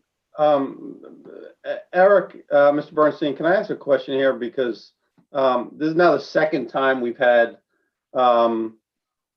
Policastro indicate that there's all of these matters were already contemplated. I know we have a court settlement, but I would still, it's still my understanding that the normal issues that would need to be dealt with on a site plan are still being dealt with. So I'm just want to make sure that we're all aligned as to exactly the normal board latitude that we have here. Frank, I would indicate that while Mr. Policastro has indicated there is a settlement agreement, like most settlement agreements, not each and every issue has been fully and completely addressed. This is, we have all known from day one, the property and the issues related thereto. I believe the board has the right to ask within the purview of its jurisdiction to ask for certain items as their board engineer has. I know that Mr. Policastro has politely indicated the infamous affordable housing card. He has indicated that we can deal with this offline. This is another reason why, among many, Ms. McManus is also here tonight, among others. I believe it is still within the purview of the board to ask for certain issues related to stormwater management as it relates to this project and the impact it will have on the neighboring properties as it would for any application. Yes, there is an affordable housing component. Yes, there may be issues that were raised by Mr. Maskey and or Mr. Euro, which may be a little beyond the situation relative to affordable housing, but I think that Mr. Euro's requests of Mr. Ford and the applicant relative to the stormwater management issues, I believe, are still within the purview of the board, even in an affordable housing context. Thank you. Yeah, and I just would, thank you, Mr. Bernstein. I would just restate that so we all remember how this went down. Your professionals I've known for a long time, and they look at it very carefully. And there was a 2 to 3 month analysis of this concept plan in the context of the settlement agreement. So it was viewed, it was vetted. So Mr. Bernstein, I do understand there is latitude. That's where we do agree. Where we don't agree is what the latitude is, perhaps. So I think that's why we will talk about it offline. Well, and we want to be efficient this evening. So we don't have to come to a conclusion this evening. We certainly will not. I do want to, I noted it for the record, and I hear where you're coming from as well. And the vetting as to the buildings or the plan does not necessarily mean a full vetting on the issue of stormwater management. But obviously, as I said, the parties will continue to discuss the matter and attempt to resolve it accordingly. Mr. Euro, or do you have anything else? Mr. Chair, no, I do not. How are we doing, Michael? Good. Okay. I think that was Yeah, wrong, Michael. Eric, are you talking to me, the reporter? Yes.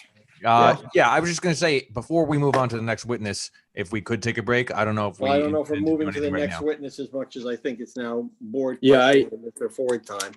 I have a few questions for Mr. Ford, but I think it's time. We'll take a 5-minute break. Do we need a motion to? No, let's indicate the objective of the parties is to start again at 9:10. All right, so it's 9:05 now. We'll take a break and we'll recoup at 9:10.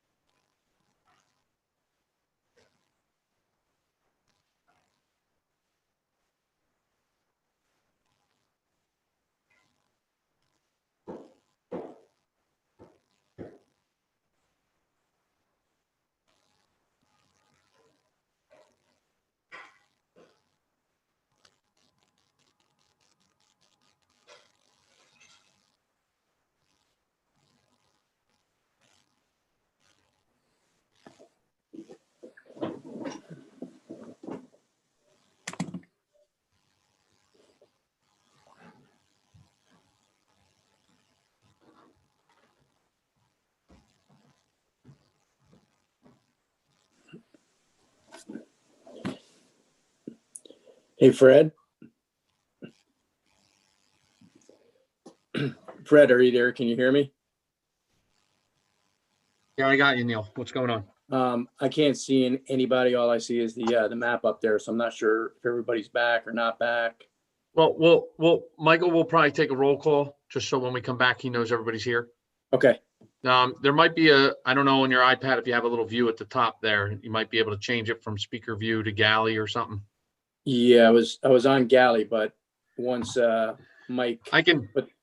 Yeah, we can also stop him from sharing his screen. It might help you too. Okay. So, but I'm assuming, yeah, I don't know. Does Okay. that help you? Yeah, I can see now. Okay, and what the normal process is, Mike probably just take a quick roll call of the board members to make sure everybody's back. And I assume Eric would probably request that as well. Read my mind, Fred.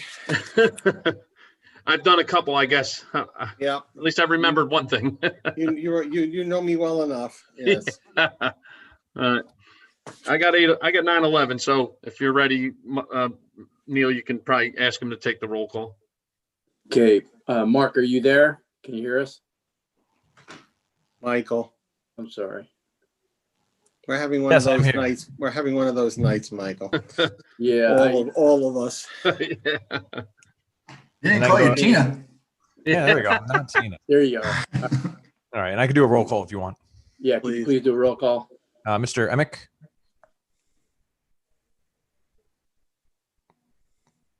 Did we lose? Kurt's in the audience. I see him there. I guess. Yeah, I'm gonna move him now. So go on and let him come in again. Mr. I don't know. It keeps Chickley? dropping off. I'm here. Mr. Santa Ramita? Sure. Mr. Scobo? Yes. Mr. Peason? I'm here. Mr. Hestag? Here. Committeeman Delcor? Frank, unmute yourself. Deputy Mayor Pawnee? Present. Vice Chair Julian? Here. And Mr. Emick, I see you now. Good to see everyone. I'm here. Okay. Just And, Mr. Delcor. All right. Yeah, Mr. so Policastro, are you there? Yes, can you hear me? Yeah, just want to make sure you were there. Mr. Ford is still here. So Mike, do you want to put I don't- your drawing There back he is. up there, or? It boards, whatever the board would like, I can do that. Well, I know I have a few questions, and I'm not sure if anybody else on the board does, but I wanted to kind of just pick up where Mr. Euro left off in terms of the Environmental Commission report. A couple of the major topics, obviously, are drainage and the swale. Some of the things that Mr. Euro talked about were duplicated on the Environmental Commission report. So I want to go over a couple of, it's a pretty comprehensive report. And it also included a site walk. And I just wanted to go over a couple of the items on there, even though there's a lot to go through. And I understand, I guess you have an environmental person also that's going to testify? Yes, yes. Okay. So, Mr. Julian, we have, this is Mark Policastro. So our next witness would be that environmental witness to address the Environmental Commission memo. So to be a fit, it's whatever the board's pleasure, but we have that next witness ready and standing by. Okay, well, let me just go over the two items, because I believe, although, it's from the Environmental Commission's report, it also involves engineering in a sense. And so let me just bring it up now, and then if Mr. Ford can't answer that, we can let the environmental person get involved in it as well. So when the site walk was conducted on November 14th, 2020, based on the observation, there was from the proposed site, the Environmental Commission saw that it was their opinion that the stormwater that would be discharged from the proposed site will increase the 42-inch storm pipe, since none of the stormwater runoff from the current site currently enters the pipe. So they had asked for a hydrological and hydraulic calculations be provided to confirm that the addition to the stormwater does flow to the 42-inch pipe and will not increase the flooding on Johansson Ave.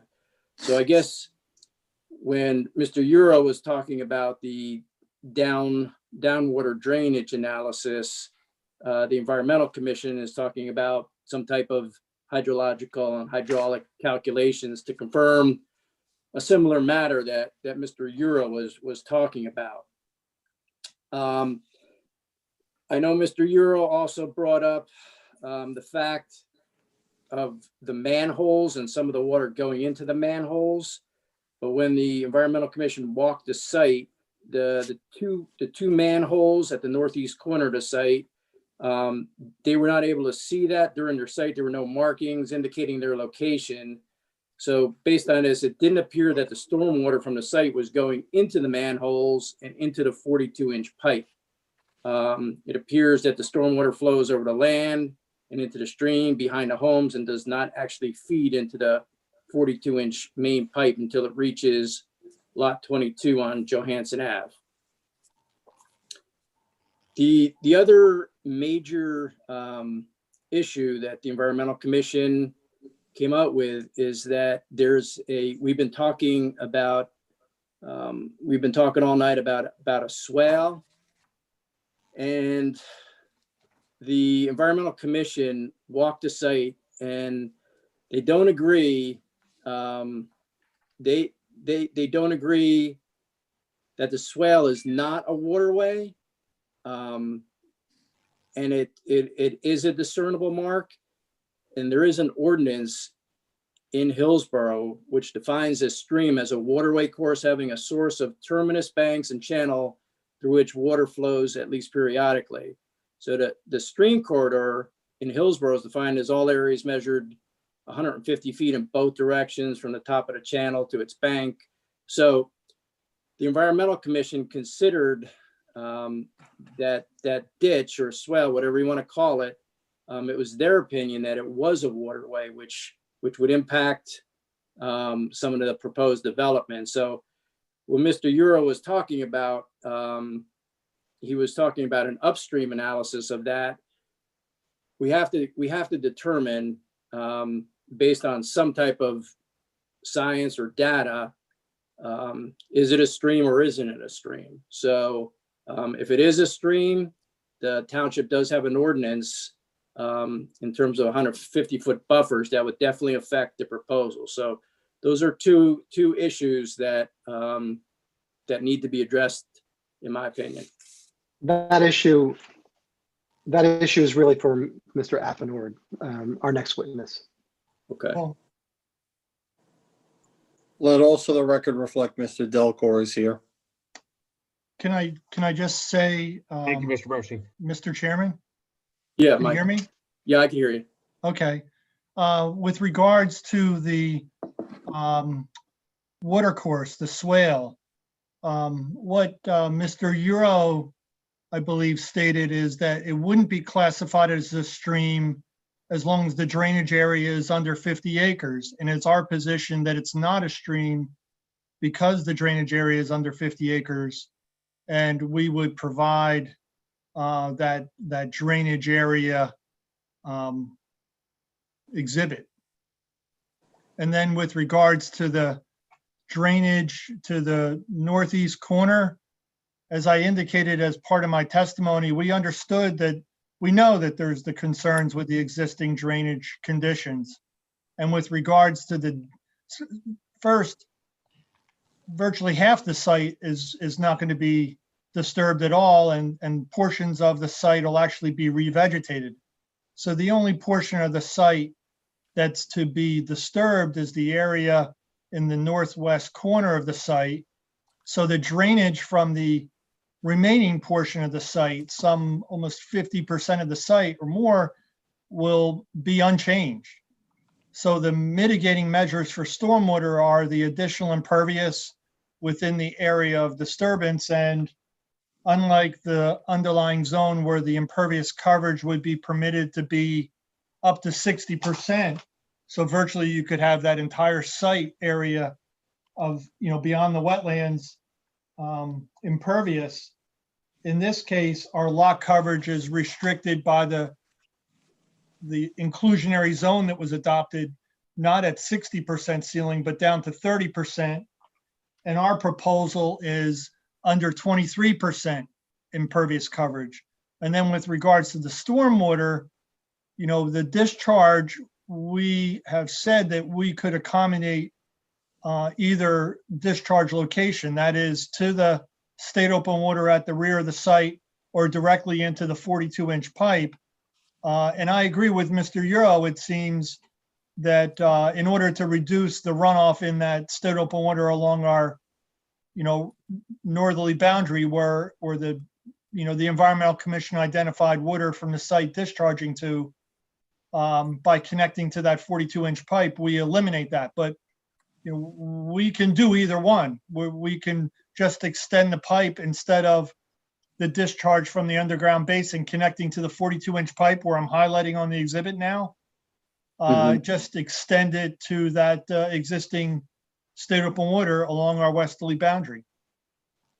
And either way, our calculations show, and this is part of the detailed analysis, the hydraulic analysis that actually has already been done, our proposed peak discharge is substantially reduced for those design storms, well below what the standards require.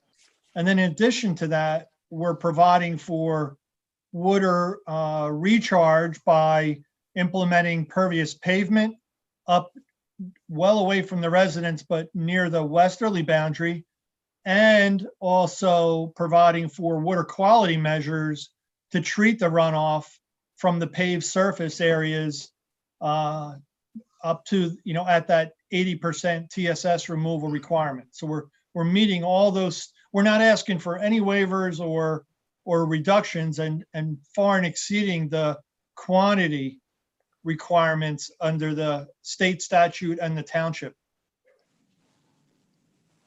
So I understand everything you said, except you lost me when you referred to what Mr. Euro said in terms of the stream itself and how you define it based on the coverage of it, the acreage of it, or it's the drainage area of it. The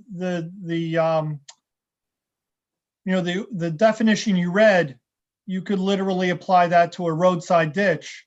And what's customarily applied to elevate a water course to the stream corridor requirements and buffers is that it be over 50-acre drainage area. This is actually consistent with the NJDEP regulations. For example, we don't, I'll say, dispute that the water course along our easterly boundary would require that 150-foot buffer, and we're well beyond that. It's this minor drainage feature that you're talking of that is well under a 50-acre drainage area and really doesn't amount to a stream corridor provision. Mr. Euro, would you agree with that? Actually, I do agree with Mr. Ford, his statement. If you wanted to apply the definition, the township definition, if you applied it to the state open water ditch at the easterly property line, you would require a 150-foot buffer in each direction, which would then impact the residents to the east and would render their backyards, not usable. So I do think that though the definition states it has a beginning and an end, it's really difficult on this property because, you start with a ponding of water, towards the cul-de-sac, and as it runs downhill, it tends to form into the swale in the ditch, which I agree does have a definition of some banks, and it's relatively shallow, but then it does then bleed into another open area that looks like a big ponding area at the northeast corner of the property, where Mike has the hand right now. So that's our wetland area, right? Right, and it's all within the wetlands. So that's, I don't necessarily agree with the definition in the township ordinance, and I would, tend more to the definition by the DEP on how to establish a stream. But then again, I will also, let's wait and see what their environmental consultant has to say regarding this issue. Right.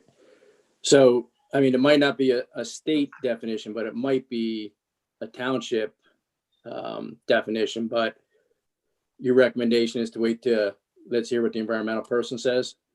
I would like to hear his testimony. Okay. Well, and Mr. Julian, too, the other thing I would point out is that there's an existing 18-inch pipe under where the campus drive would extend. That's what I'm highlighting now. Right. And runoff from that leads toward this, swale. I think all of us would, be hard pressed to say that what we normally would envision as a stream warranting 150-foot stream corridor would be fed by an 18-inch pipe. Mm. Okay. Does anybody else on the board have any questions for Mr. Ford before we open it to the public? I have a couple, Chairman. Go ahead, Mr. On here. I'll leave obviously the water topic alone for now.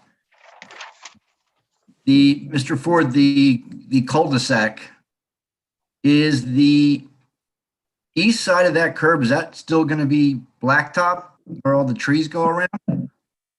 No, what our proposal is not to, since really we're the only ones at the end of the cul-de-sac not to actually do the public improvement that would, be in the public right of way and owned and maintained by the township. So that's what our proposal is. Okay, so then why are the trees kind of shaped as a curve around what the existing cul-de-sac would be, as opposed to maybe more linear or whatever buffer? Yeah, no, they could be. You're right. And that's actually, I think what Mr. Maskey suggested is that and I think I responded to his comment about the landscaping in this area could be straightened out.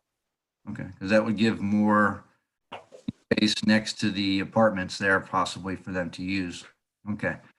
Where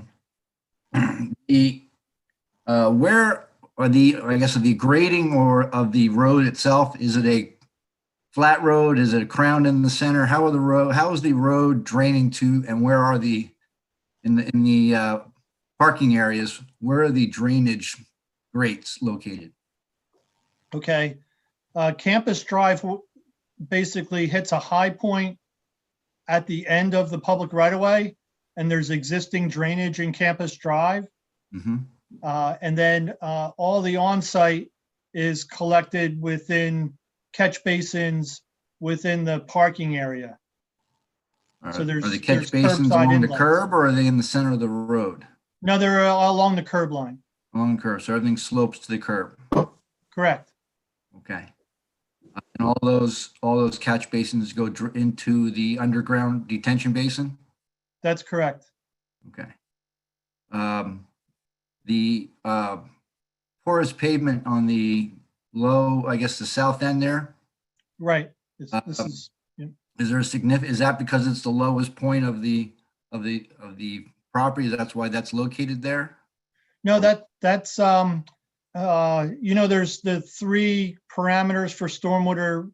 We've primarily focused on quantity reductions, and I talked about the water quality improvements, but there's also a groundwater recharge element, and that's to provide for groundwater recharge in that area under that porous pavement.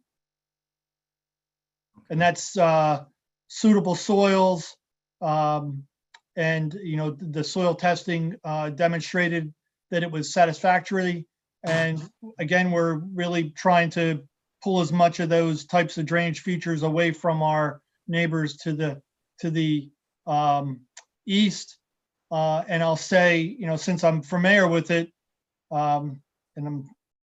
the canine facility that was actually a Board of Adjustment application, there's actually a little underground stormwater recharge feature that's part of the Temple Bethel site that's basically in that same area. So we're emulating that, even what the pattern that's already been established. Okay, so I was reading with the porous pavement, the concerns that they have, especially with winter maintenance, i.e. snow plowing and that kind of thing. So that is, from my experience, the area where most of your people who are going to do your snow maintenance is going to want to mound your snow and push all the snow in that area.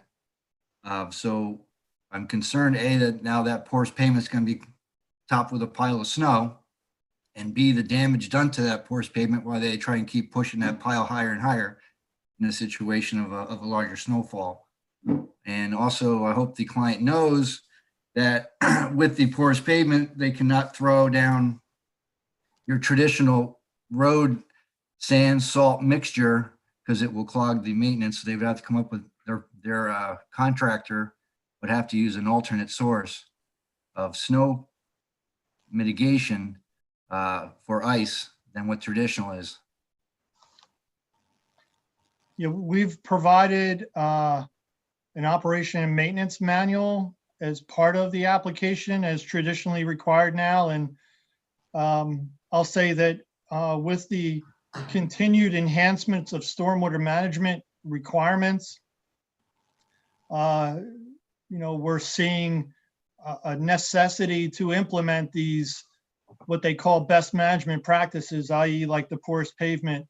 And yes, I don't disagree with Mr. Ford, but it comes with a maintenance problem. And maintenance. There is a situation that the owner who is maintaining that can have to tell their people that they can't use a traditional snowplow and or loader because it's going to damage the porous pavement. So that's going to create other issues because it will damage the porous pavement and clog it, according to the manual that I read. But I just thought that particular area, why it was that corner, that seemed to be an area that I think that will become a stockpile for snow. But is there a drain in that corner underneath that? Is it all just porous pavement? There's no drain in that corner? There's a drainage inlet in this corner right here. Okay. All right. Can I maybe just one comment to Sure. help with all of this stormwater management, for example, the porous pavement, we do still provide for the inlets immediately adjacent to that porous pavement. So, for example, if the porous pavement were to continue to, or be completely clogged or even, not have permeability anymore, it wouldn't cause a drainage problem because there's inlets still along the curb line that would receive the runoff. It wouldn't increase the quantity of runoff off site because we still have it managed by that underground basin. What it would do is it would reduce the amount of groundwater recharge in that area. So there's, it's, I'll say, designed with a fail-safe backup to not cause a drainage problem to the residents. Thank you. Yeah. As far as all your sidewalks and your ramping, that's all ADA compliant with what needs to be? Yes, and one of the comments in Mr. Euro's letter is to provide some additional spot elevations to further demonstrate and then, help with the construction of those ADA compliant ramps. And we'll do that. Okay. And lastly, was there any indication is to add any in the parking, any charging stations for electric cars? I'd have to defer to the applicant on that. I don't know if they have discussed it or considered it. I'll put it this way. I suggest that they find some spots to have some electric charging stations in their parking area. Okay. Because it's becoming a necessity and you're going to have a lot of people there, possibly in the middle, that middle parking lot area could be a couple of stations. Understood. All right. That for now, Chairman. All right, thank you, Deputy Mayor. Does anybody else from the board have any questions from Mr. Ford at this time? Yeah, I do. Neil, hi, Mr. Ford, John Ciccarelli. One comment that I noticed in the fire marshal's memo was the designation of fire zones marked in the parking lots. And I don't know if those are on where they are, but when you're considering the number of spaces you have and what may need to be done, could you address that now or in the future? Yeah, we would, I think what you're referring to is the comment where he suggests that those areas where there's curbing, for example, along this stretch or this building here, building number 4 on the west side, that be striped for no parking in emergency zones, and we would do that. I think that What about the rest of the buildings? that's not what he's suggesting in his review memorandum. Yeah, I know. I'm asking. Is it not necessary, or is it? Well, all of the buildings will be sprinklered, Okay. and with that sprinkler system includes what they call a fire department connection, so that from a hydrant in front of the building, there would be access to the fire department connection to supplement the sprinkler system fed by the public water. Okay. Yeah, it just seemed odd, like why that one area and not the rest, but I think you've addressed my question. That's it. All right, thank you, Mr. Ciccarelli. Anybody else on the board have any other questions for Mr. Ford? Yeah, I do, Mr. Chairman, Rob Eason. Mr. Ford, just to make it clear, your testimony on the stormwater runoff. It's your testimony that this project will not make the stormwater runoff any worse for the neighboring properties? That's correct.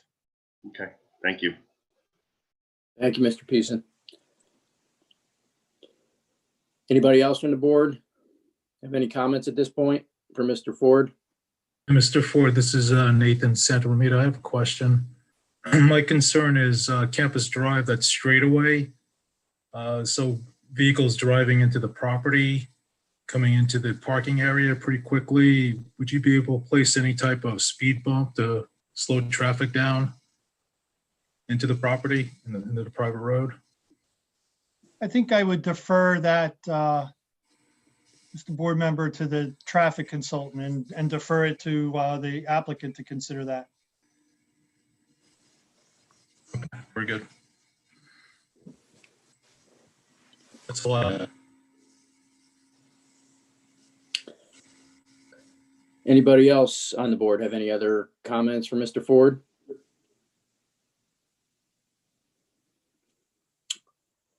Okay, Mr. Bernstein, so I guess at this point, we would need a motion to open to the Motion to public. open to the public relative to Mr. Ford's testimony. Okay. Does anybody have a motion to open it to the public? Ken Hestag, so moved.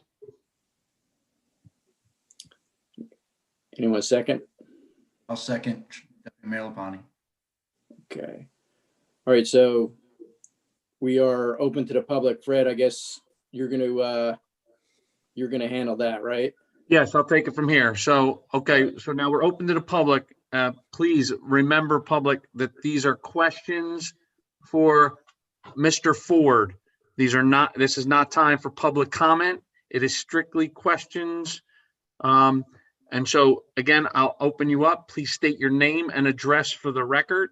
And again, questions for Mr. Ford. So Spell their last name. Yes, please spell your last name as well for the record. Thank So you. it's Marianne Sawadi, I think. Can you unmute yourself, state your name and address, spell your last name for the record, please. My name is Sawade, S-A-W-A-D-E, Marianne. I live at 142 Johansson Avenue. Thank you. Good evening. I do have several comments and questions, so I ask that you do not disconnect my call until I say I'm finished. Is that okay? Again, these are questions for Mr. Ford. It's not comments, it's questions for Mr. Ford, please. Okay. I had prepared a lot of comments and questions. So let me just look really quick and limit them to my questions. Ms. Swati, while you're looking, just to repeat for the record, there will be a point in time during this application where the public has the right to make comments on the application as a whole. That will be at the end of the, after the testimony. Oh, that's at this meeting? If not at this meeting, at the next one, or whenever we're done with the testimony. Okay. I do have some questions though. With the recommendation for the stormwater drain assessments, whatever that is called, can it be included that the removal of the trees that they're proposing, the reduction in the water that the trees absorb, be included in that analysis?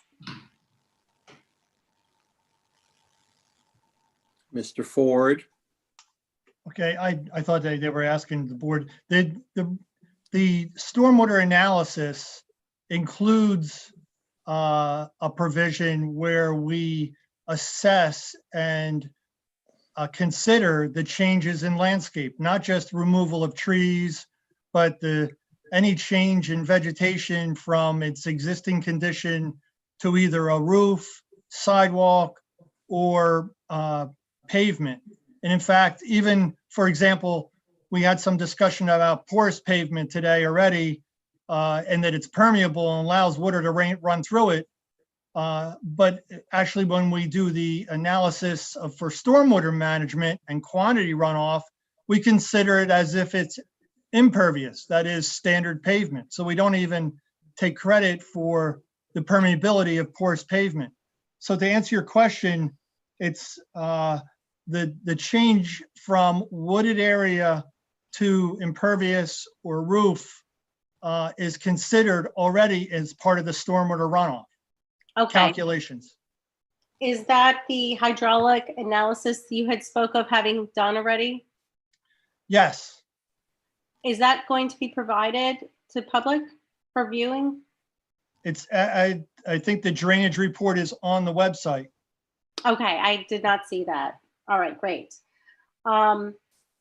When you made the settlement agreement with Hillsborough Township and the affordable housing, were there wetlands or DP or engineers involved in those decisions? Because I heard a lot about, shutting down the planning board's questions because things were already agreed to, but we're talking about a very environmentally sensitive property. And I doubt there were, specialists involved in the negotiations. Can you clarify? I would let the applicant's attorney answer that. You're speaking to the litigation. Sure. Yeah.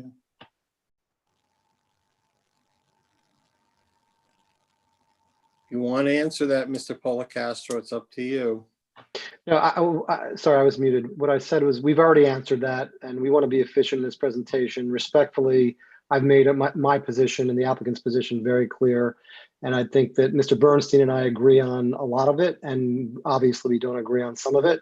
And it appears that we're not going to finish tonight. And I think this will pan out, and we're respectful of the board's and the public's desire to look at environmental issues.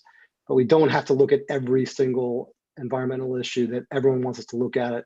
And that's our position. And we're, again, simultaneously mindful of the comments of the public and of the board and the board's professionals. With all due respect, Mr. Policastro, the main issue with this property is the drainage and the environmental impact. And I disagree with your position. Yeah, so there's our question here, because I think we're in question mode, Mr. Bernstein and Mr. Chairman. So we want to be as efficient as possible. So I know you'll be able to comment at a later point. I think she did ask a question with all due respect. It was the process of professionals and engineering as in part of the when this was part of the litigation. So I choose to answer it or not, but I did answer it. No, I was sorry to interrupt. I did answer it, and I believe I said that some of the issues for sure were vetted for 3 months or more, including environmental issues and engineering issues. And so this is the 4th time I'm making this monologue on this issue. So I'm not ignoring the question. I've answered it 4 times. I stated it before she asked the question. So Mr. Bernstein, I think, stated very well, there is latitude. I have not indicated that there's 0 latitude for this board. And your board professionals are certainly capable and deserving of their input, and we're taking it to heart. We do not have to address every single issue in terms of environmental provisions. And yes, a lot of this was vetted because the concept plan was attached to the settlement agreement, and we were waiting for it for months, understanding that these able professionals and others in the township were looking at it. So I have answered the question for the 5th time now. I still don't feel like I have an answer. I don't feel like your answer was clear. I've gotten a runaround. No, apologies. Were there engineers and environmental professionals involved in the decision-making process of the concept plan? That is my question. Mr. Bernstein, why don't you take a shot of it respectfully? I've answered it for the 5th time. Ms. Swady, in terms of were there engineers and or environmental specialists as part of the direct negotiations between the parties, the answer was no. There were plans discussed. The court master was a participant as well as the court in the negotiation of the settlement agreement. As to environmental issues that had to be addressed, they were out of the agreement per se, left to be dealt with before this board and the State Department of Environmental Protection where applicable. Well, let me address that since you opened the door. That's not really accurate. I mean, to the extent that outside agencies have jurisdiction, well, then certainly this board would not have jurisdiction to on issues that DEP, for example, has jurisdiction for. That's a basic notion of preemption. So no, we did not go over every single detail, but again, it was a 3 to 4 month period, and your professionals looked at it. Every point of the document, yes. Were there engineers and environmental consultants that did look at it? Of course. Was it a final site plan approval before we got the settlement agreement signed? No, because it's not the way it's done. Exactly. That was my point. Exactly. So Thank for the you. 6th time, for the 6th time I've answered that question. I'll be happy to answer it offline or in writing to this board or to a judge. I hope we don't get to that point. Mr. Chairman, may I, Mr. Bernstein, tell me to stop if you think I should. I was involved in a lot of those negotiations. What we vetted was a concept plan. We did not, to my knowledge, ever vet a fully engineered site plan. I would concur with Mr. Neither was the Massey. township engineer involved in it. I would concur with that. It's exactly what I said. Of course, it was not. Mr. Maskey, it was not a fully engineered site plan, which is not the way it's done in New Jersey or any other state, as I understand it, in the context of a COA settlement. So I agree with you, Mr. Maskey, 100%. Great, thank you. That was the answer I was looking for. You're very welcome. I had met Mr. Yarrow this morning in my backyard. He was doing a site walk of the property. I happened to see him outside. I said, "Can I help you?" Because he's right at my property line. And he said, "You know, I'm taking a walk of the property in lieu of the meeting tonight. I just wanted to kind of see what we're dealing with here."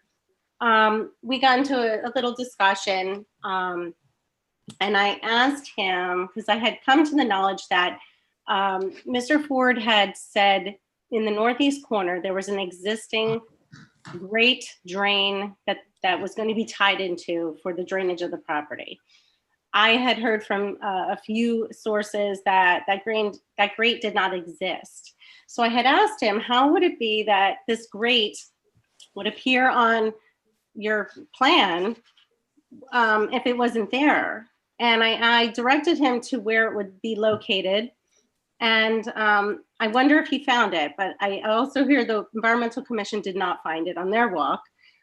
So I said, how could it be on their plan? And he said, well, they're probably maybe using old plans that would be updated in the future. So my question is, what gravely concerns me is nothing recent has been done. Like, you don't even know what is there, what storm drainage is there, what functions. I mean, you're claiming this is all going to be okay.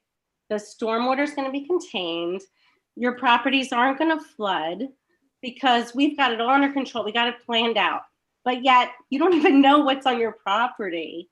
It's not there. And then the The Environmental Commission walked the property after the Environmental Commission meeting, and they said the system does not work as designed. It's completely inadequate. What are you going to do? This development cannot be built until this is resolved, whether it's your problem or the township's problem. We need to figure out how to fix this drainage system before you put anything else anywhere near my house or our houses. I mean, this is a huge. All right, so is there a question, Mr. Chairman?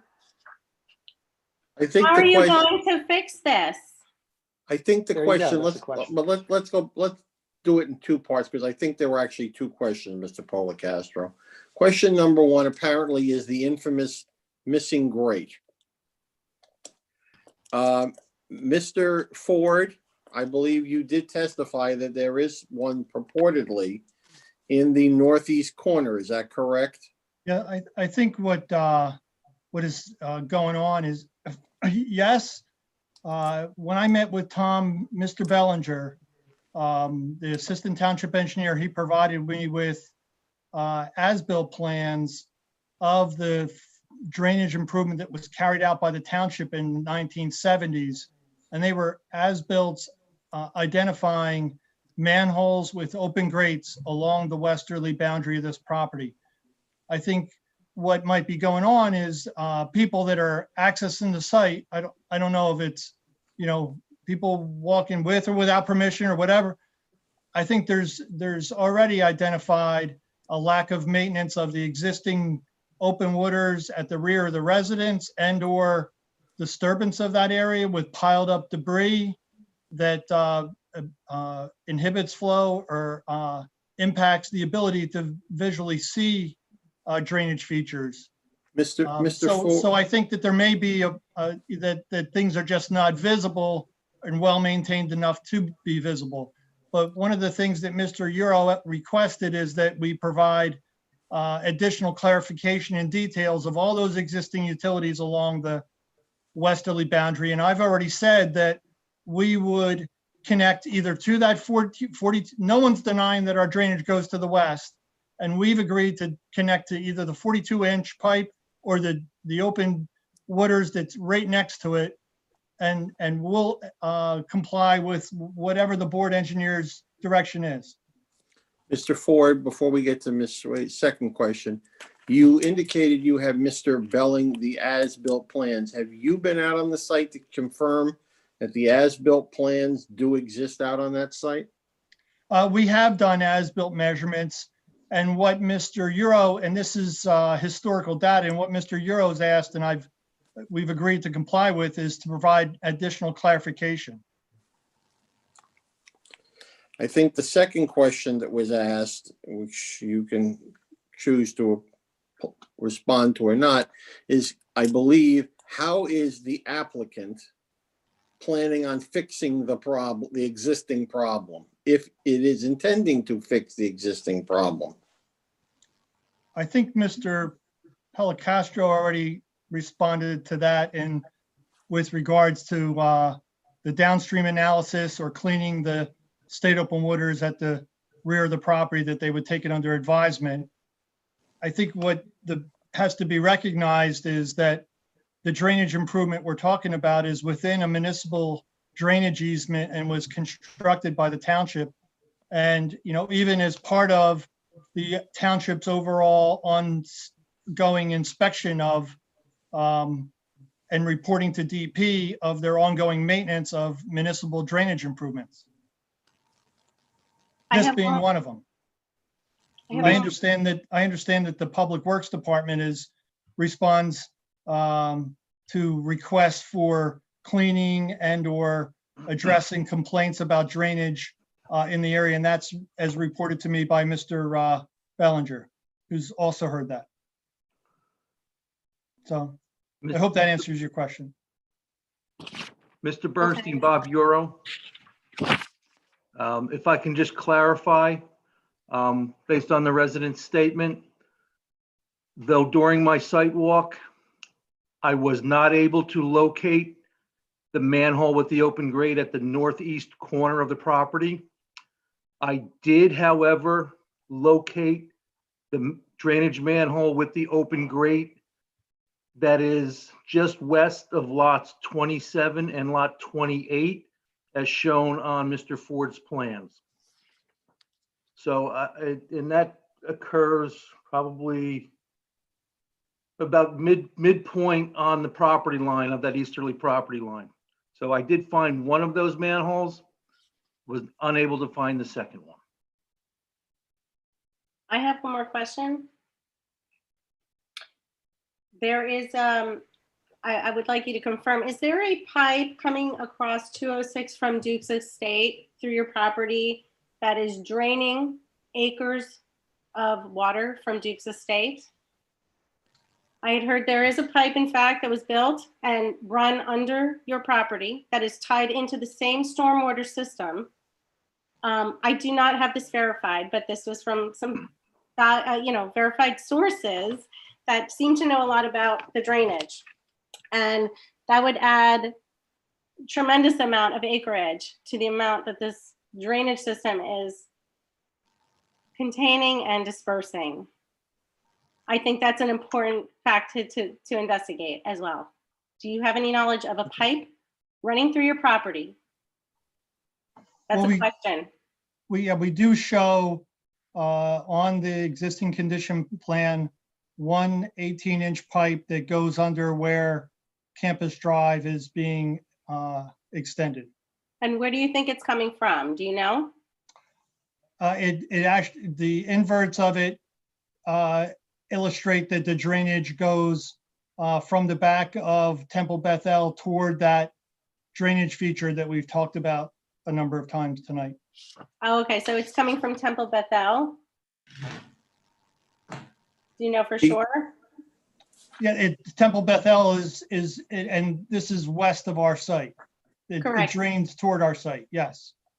Okay, and also the property to the right, as I'm looking at it, also has drainage onto your property into the same storage drain. So it's not just your property, it's adjacent properties are also all filtering into the same storm system. Is that correct? As part of the drainage report, we've provided drainage area maps that show the drainage for the site. That wasn't my question. Are you aware of, adjacent properties having their drainage go through your property to the same drainage site? Listen, I've been doing my research for a long time. I've got a lot of information, and I'm just asking my questions because I have been looking into this for over a year. I've been opposing this for over a year. I don't want flooding on my property. You have to understand. And we don't want to exacerbate any existing flooding on your property either. Yes. I appreciate that. So I would just like to understand fully the entire storm drainage system. I would be very, very happy to see that analysis that Mr. Euro had spoke of and that the Environmental Commission is recommending. I think perhaps if we can get that report, more of us neighbors, we'll feel more comfortable if we can get the report and address the issues that are existing in order for you to continue with your development, because we're not going away. We are at a point where we are worried that this is just going to get pushed through, and we are prepared to hire counsel. So we want to avoid Mr. that. Chairman, I just object to the whole, and listen, I've not been before your board in a couple of years, but there has to be some type of procedure. You're going to have this witness, this individual is going to have an opportunity to make comments and threats of counsel and the like at the end. I'm not threatening anyone. I'm not threatening anyone. Listen, I let you speak. Excuse me, I let you speak now. I let you speak. So, Mr. Chairman, Mr. Bernstein, board members, respectfully, I would just like to know what the operating procedures are here. If there are comments to be made, can we please have them at the end? Let me address something, parts of it. Mr. Ford, correct me if I'm wrong, your firm did a drainage analysis, did it not?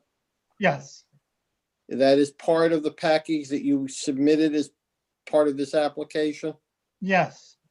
Mr. Maskey, do we know if that is part of the Civic Plus materials online? It should be. Okay. Ms. Swady, I would propose that you tomorrow look back at the the online package that exists for this application. If you cannot find Mr. Ford's or Mr. Ford's office's drainage analysis, which I believe, and correct me if I'm wrong, Mr. Ford, is dated, I gotta put the glasses on to look, August 4th, 2020. Is that correct, Mr. Ford? Yes. Okay, if you cannot find that, Ms. Swady, I would suggest you contact Mr. Maskey's office tomorrow if you cannot find it online, and I'm sure they will be more than happy to assist you in getting a copy. Thank you. I appreciate that. Sorry I missed it when I reviewed it initially. I'm staring at a ton of paper on my own desk at home with this application, so I understand. In terms of what else will follow, anything and everything that we plan on making part of this record is going to end up online. I can also suggest, and I'll leave this to Mr. Policastro as to whether or not his clients want to have conversations with people accordingly. You don't have to respond, Mark. I'm just leaving it open. Any other questions of this witness, Ms. Swady? Yeah, I mean, I would just. So. I think I am finished for the time being. All right, thank you, ma'am. I would like to just chime in and just say it's typical protocol that we do have members of the public that are able to address each one of the professionals. And there was nothing that I deemed that Ms. Swady was asking that was not appropriate to be asked. So that is the protocol. And I'm sure there'll be other, concerned members of the community that are going to be addressing each of the professionals. So that's typical in Hillsborough. That is typical, I understand, but I thought that the statements were to be left at the end. That was my only point. I absolutely embrace the questions. Appreciate that. Okay, I'll take the next public comment. Again, this is try to please limit it to questions for the witness. Again, we all know we have statements that will be heard at the end, so please, just questions for the witness. Please state your name and address and spell your last name for the record, please. First name is John. Last name is Tutunjan, Tutunjan. Thank you, Mr. Tunjan. Right. My address for the record, 150 Johansson. Mr. Ford, are you aware of the Somerset County flood hazard areas map? I'm aware of the FEMA map, which would regulate this area. So if you Google anyone who has access to getting on a search right now, if you can real quick, and if you just search Somerset County flood hazard areas, that's all you got to do. It comes up as a PDF.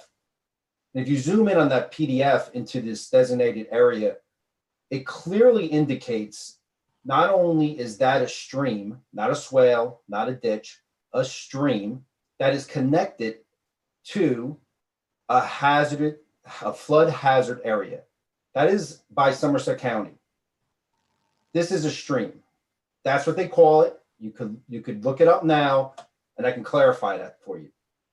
It's on the map. It's indicated as a stream, and it's tied into considered a flood hazardous area. The water that comes out of the Duke's estate flows down across 206, well, underneath 206, and goes into that. That's an active stream. So what we're trying to do here now is we're trying to put a square in a circle here. It's not going to fit because that water is going to flood that entranceway into your complex. And what you're going to end up having is the same thing we have in our complex. So we have in our complex, the end of the street floods and there's no way in, no way out. If you look at where that stream sits, that's going to flood the end of your entranceway. And you're going to have if the township approves this, it's going to be a hazardous situation. This is not talking about, this is putting people's safety at risk. You're not going to be able to get to those people in that complex. You already have a safety risk getting to the people in our complex. So if you had a chance to look that up, it's very clear. It's easy to zoom in on, and it's an indicated stream. So with that said, I would say to the planning board, no more waivers on this, because you already got 7, 8 waivers. Don't waive the 150 feet of that stream. I mean, I know you're going to want to go for one more and another waiver and another waiver. My concern here is if this was a good fit, and this is what we stressed as the community early on. Excuse me, Mr. Tunja, Okay, I no, don't mean I to, got it. No more questions. All right. I don't mean to interrupt you, but the question, and then again, you can make all these comments, please, at the end. Please make them. Okay. So I guess my question to you, Mr. Ford, is kind of going like my neighbor just said. It looks like you did a lot of work and research here. I just can't understand how I could find this on a simple Google search. Well, sir, can I answer? Sure, go ahead. Okay. The documents that we would normally look at would be the flood insurance rate maps, a federal document, what's known as the FEMA map. In fact, I think Mr. Euro, the board's engineer, references it in his report that we're in flood zone X, which is less than a 2% in an area identified as flood zone X, which is less than a 0.2%, or basically what they call the 500-year flood zone. So we're not in what would be a regulated 100-year floodplain per that FEMA map. Okay, so I guess the map I'm looking at from Somerset County, is that then, are we going to say that is a stream? Because they're indicating that's a stream. Are we going to consider that a ditch or a swell? I think our next witness was more appropriate to answer that question. And he's literally our next witness, time permitting.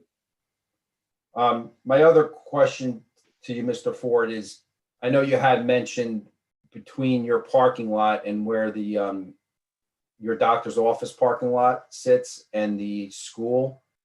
I know it sounds nice to put the trees and the bushes. However, as we all know, when parking runs out in those parking areas, if someone's having a party or get together or whatever it might be, they're going to park in those lots and go through and cut through. So I would probably recommend putting a fence up, because that's going to be a problem.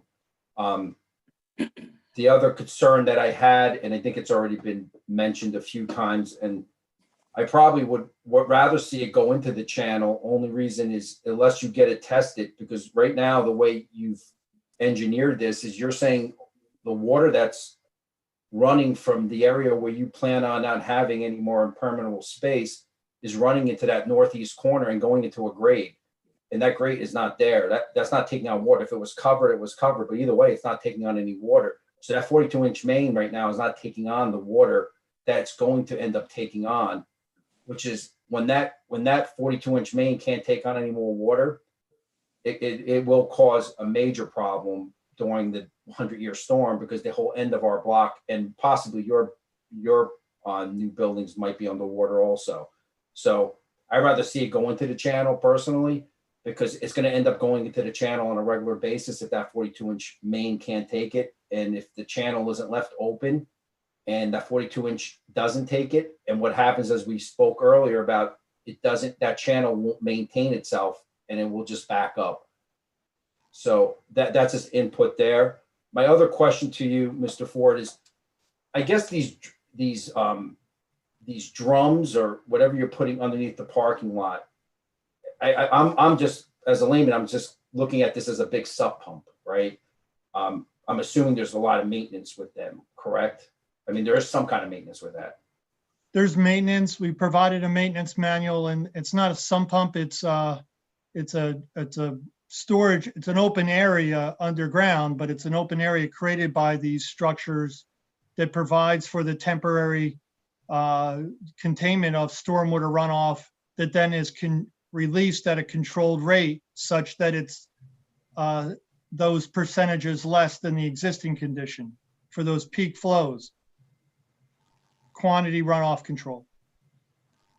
So if there's a maintenance and how does the contractor, because let's say the community doesn't have money or just fails to maintain that, where is the town obligated to come in and fix it?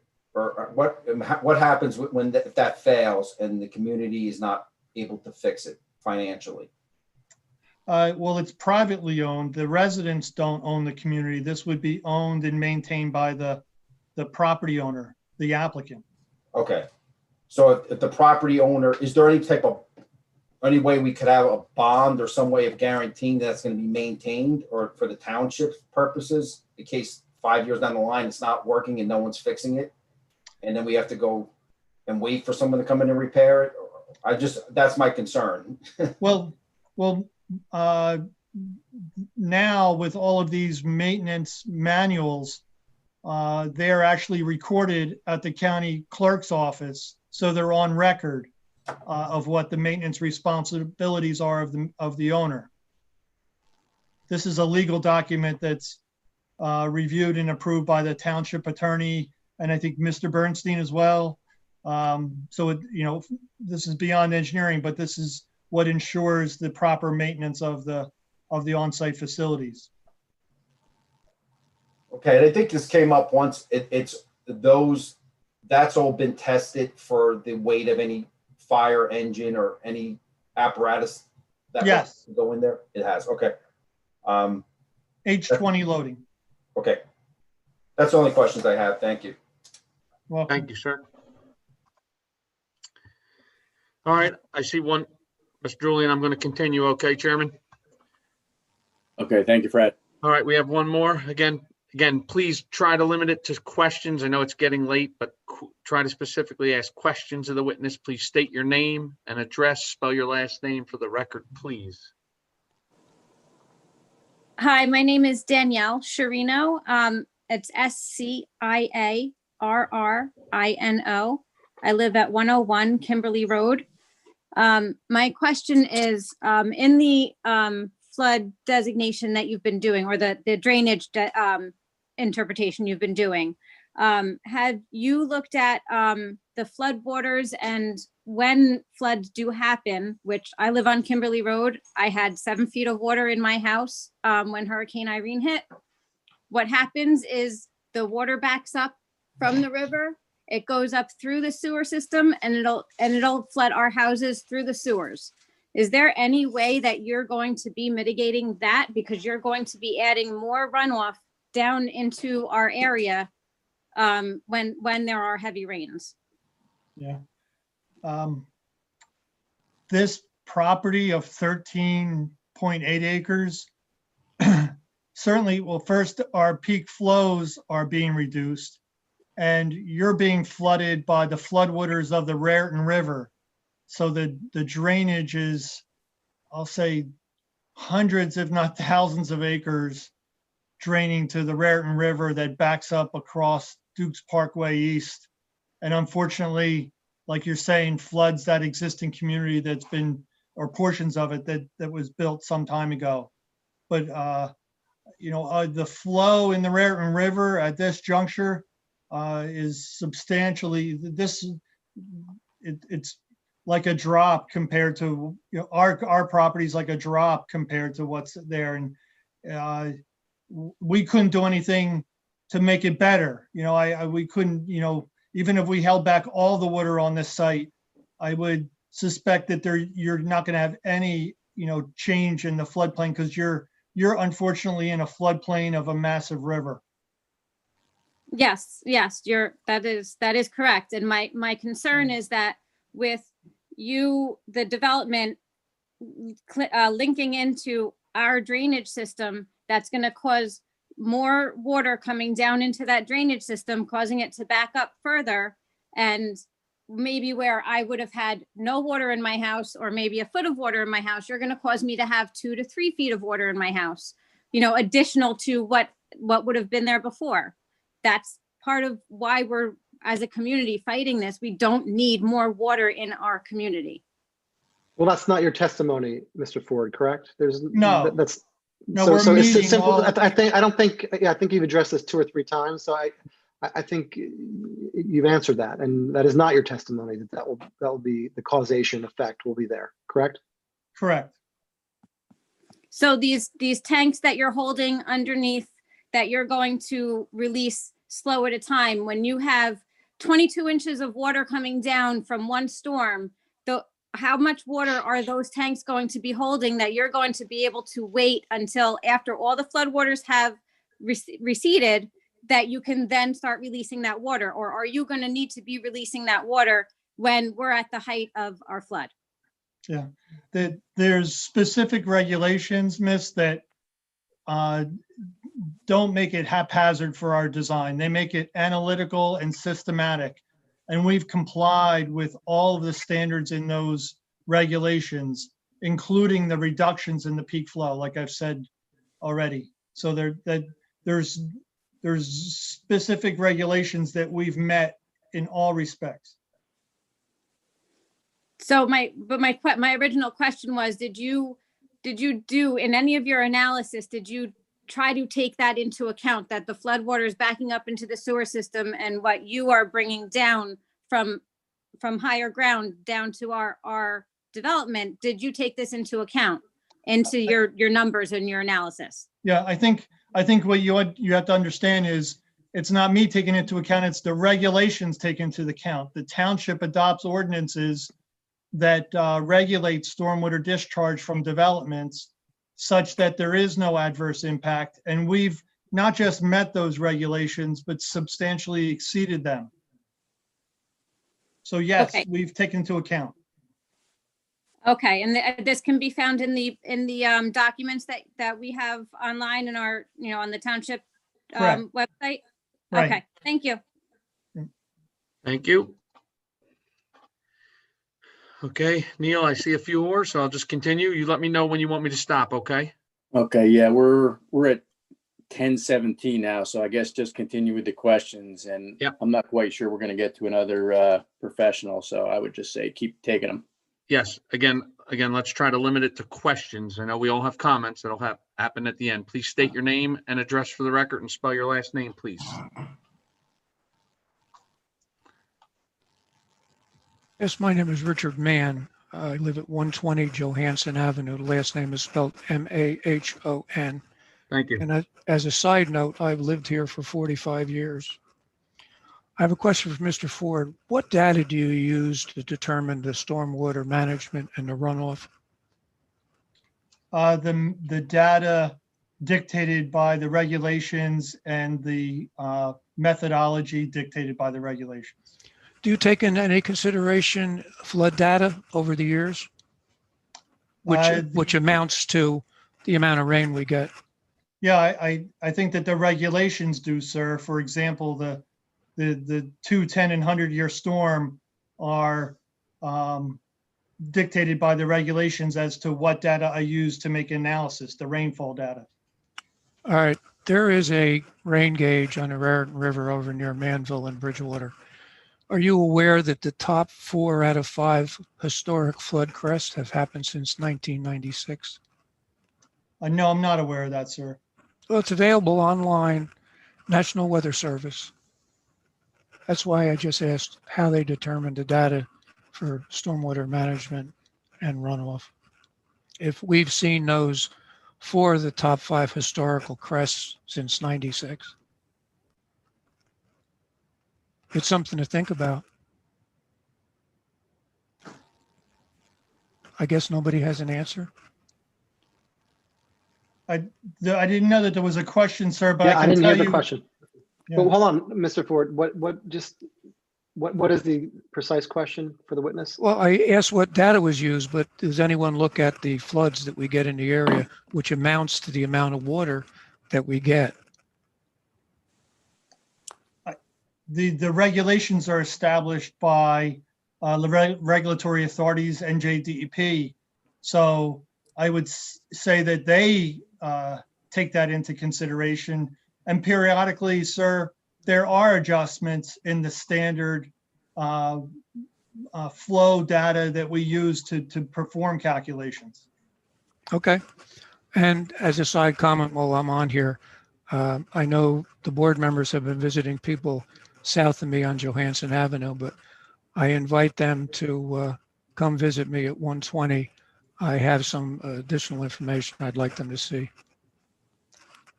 That's all. Thank you, Mr. Is that all, Mr. Mann? Thank you. Yes, it is. Thank you. Okay. Ms. Gulliford, could you please state your name and address for the record, please, and questions for this witness only? Thank you. Okay, Susan Gulliford, Hunt Club Road, spelling of my last name, Gulliford.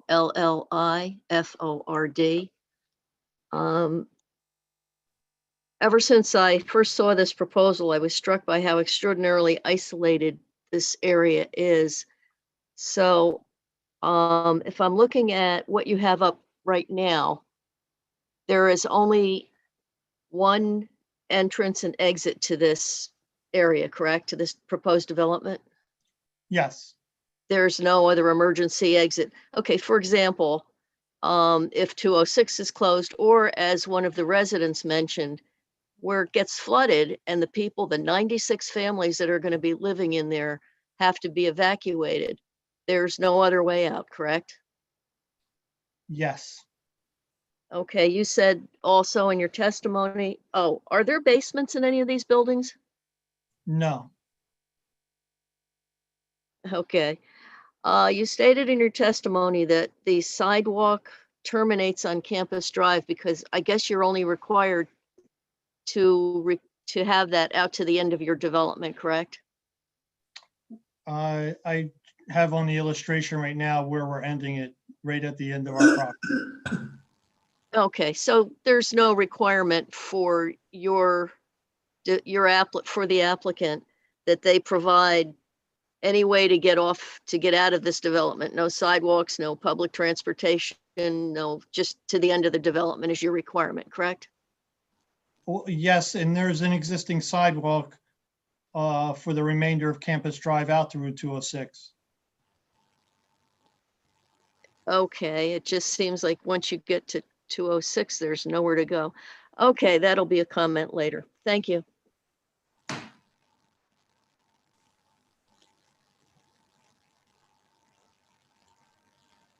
Anyone else? You have anyone else, Fred? Yeah, we have one more. Okay, could you please state your name and address for the record? Spell your last name, please. This is a telephone caller. You have to unmute yourself.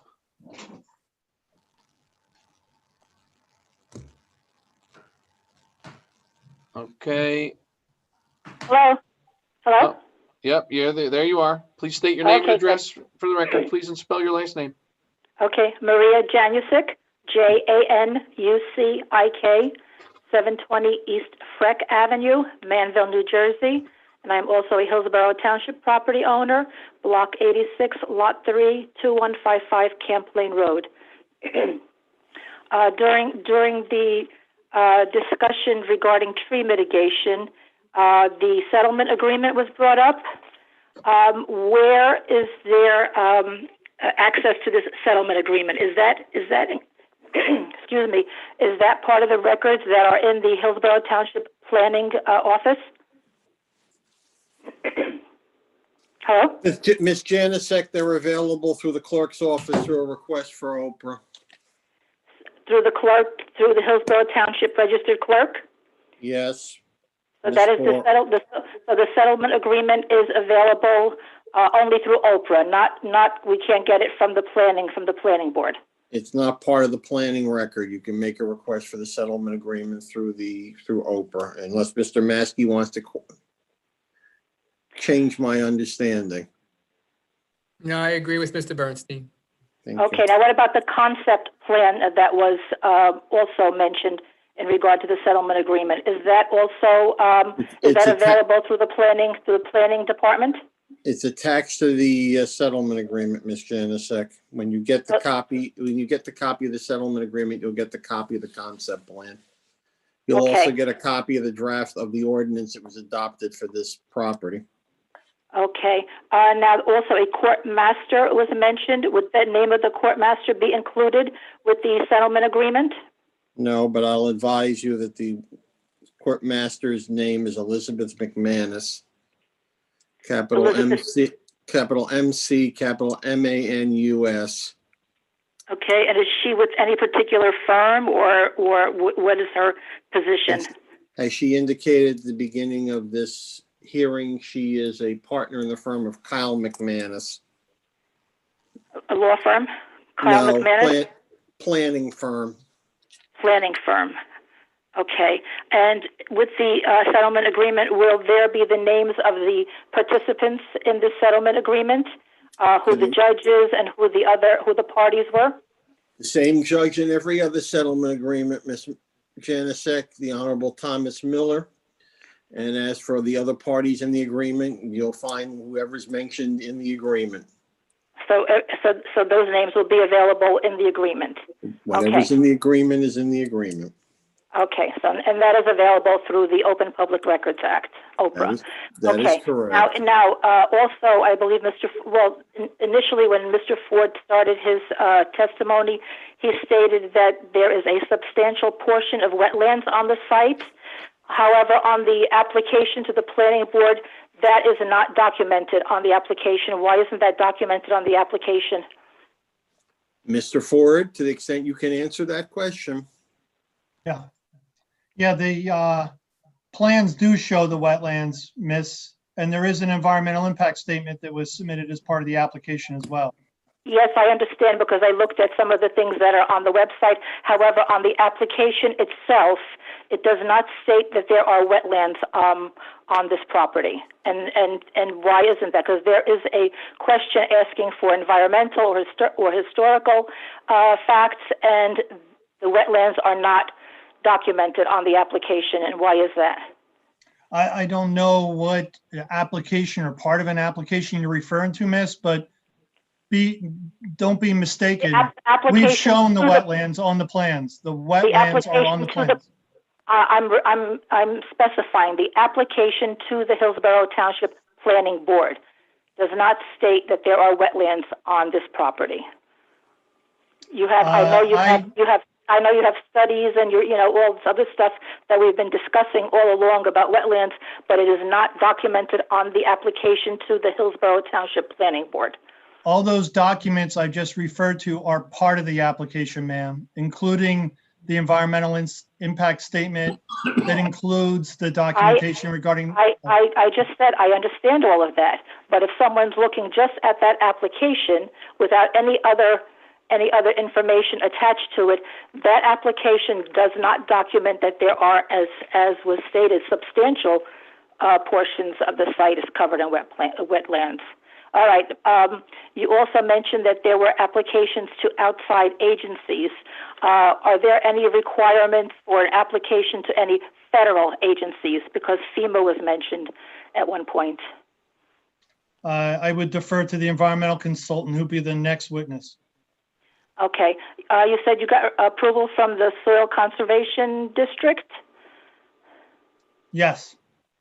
So you already have the approval. When was that provided? Miss, I stated that date earlier. That was September 10th, 2020. Oh, so it was in 2020. Okay. Because you also mentioned that there was a letter from the New Jersey DEP dated 2017. What was that letter in regard to from the NJDEP? Freshwater wetlands. Freshwater wetlands. The what? Freshwater wetlands. As far as what in regard to the freshwater wetlands? Freshwater wetland letter of interpretation verifying the limits of wetlands. So that was the letter of interpretation. That was a response from NJDEP? Yes, in response to a submittal requesting it, yes. All right. in regard to the applications to outside agencies, you mentioned disturbance of the riparian zone application being required. Is that required from NJDEP? Yes. Okay, that's the riparian zone. So you have not gotten any kind of response yet in regard to that? No, the application for the wetland disturbance areas is pending. All right, you're talking about wetland. Is there a difference between wetland disturbance and the riparian zone? Yes. All right, so because you mentioned the riparian zone, so you have applications for the wetlands, and then you have application for the riparian zone, and you're waiting for that. Yes. We haven't Okay. we haven't made submittal to DP for the riparian zone disturbance. We're waiting You have for not. the You have or have not? No, we haven't. Are you going to? Yes. All right. So then that you didn't have any information to provide for that. Let me, any and all, as I Just stated Rob, earlier, any and all outside agencies that are required for approval of the project will be obtained and provided proof of to the township. Any and all. Okay. So you have to apply to the. You're waiting also for a response from the Delaware Raritan Canal Commission, because I don't know who it was who had mentioned that in 1999 this property was in Zone B and there was a conservation easement. So that's something that's going to have to be addressed by the applicant or by you or the attorney for the applicant, and we have to get a response. We need a response in regard to that. If it has to be addressed, we will address it. If it does not have to be addressed, we will not address it. Okay, well, who's going to determine if it needs to be addressed or not? Because apparently this was in a Zone B and there's a conservation easement. Ms. So that Janasek, needs to be looked at, no? Ms. Janasek, if you heard that discussion by Mr. Maskey, it was related to a question that was raised by him to the Delaware Raritan Canal Commission, and we are awaiting a response from them as to same. Okay, so Mr. Maskey has requested a response from the Delaware Raritan Canal Commission in regard to this? Yes, he did, because it was an issue that came up as part of his investigation, so. Okay, so then that will be, that response will be made available also, right? When and if we receive one, yes, it will. Okay. Now, in regard to the tree mitigation, so apparently that was discussed during the settlement agreement. How many trees are going to be cut down for this project?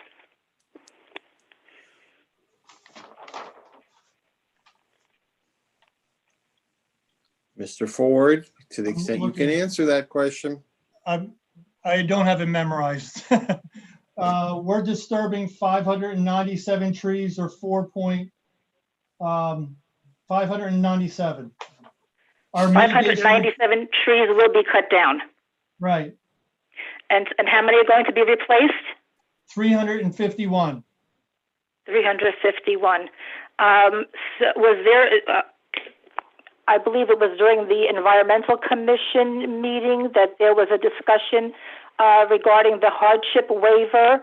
Has that been automatically provided to the applicant? No, that's the applicant's making a request. The board will have to determine, as you're well aware, Ms. Janasek, the board will have to determine whether or not that's going to be granted, and if so, to what extent. And we have not gotten to that part of the testimony yet. Okay, because just from what was discussed during the Environmental Commission and what's being discussed now, it seems that during the settlement agreement, there was some kind of decision already made regarding this tree mitigation and the hardship waiver, because I don't know who it was that said, I don't know who it was that stated that they weren't going to be providing that, I don't know what it's called, a donation or whatever, in lieu of planting the trees. Ms. Janasek, if the issue had been resolved through the settlement agreement, we wouldn't be having this conversation because it would be set forth in the settlement agreement. It was not. So nothing. All right. So I'm going to get a copy of the settlement agreement so we can see what's going on with that. So as of right now, the applicant is requesting a hardship waiver regarding the tree mitigation. That is correct. But I Okay, will also point out, and I don't want to speak for Mr. Policastro, but I have a feeling I can state it, that he will indicate that there, as part of the discussion, relates to the fact that this application has an affordable housing component, and there are case decisions regarding same as it relates to tree mitigation and other matters, but that's part of the application waiver. I'm sorry, could you repeat that again? What's part of the No, application waiver? The application waiver for tree mitigation will be addressed as part of the board application, as part of the board consideration. Okay, and what does the affordable housing component have to do with that? Because there are potential requests that can be made that eliminate obligations that would be normally existing for a standard development versus an affordable housing development. Would that information be in the settlement agreement? No, because it's not in the settlement agreement. This is something that's going to be decided by the Hillsborough Township Planning Board? Yes, it will. Okay. What is the Hillsborough Township ordinance that was being discussed regarding waterways and wetlands? You'll What is find the it. Hillsborough- You'll find it in section 188 of the Township Code. Okay. Is there a number for this Hillsborough Township ordinance? Not off the top of my head. Is there a title to it that is there a title to this ordinance? There's multiple titles to that section of the code. But the specific ordinance that was being referred to It's not. today. It's a provision of the regarding waterways and streams and what was discussed. Ms. Janusek, it's a provision of the Township Code set forth in Chapter 188 of the code. I don't have it in front of me at the moment to tell you exactly which section of the code it is. It's not an ordinance, it's a provision of the code. It's not an ordinance? It's a codified ordinance, which once codified becomes part of the code.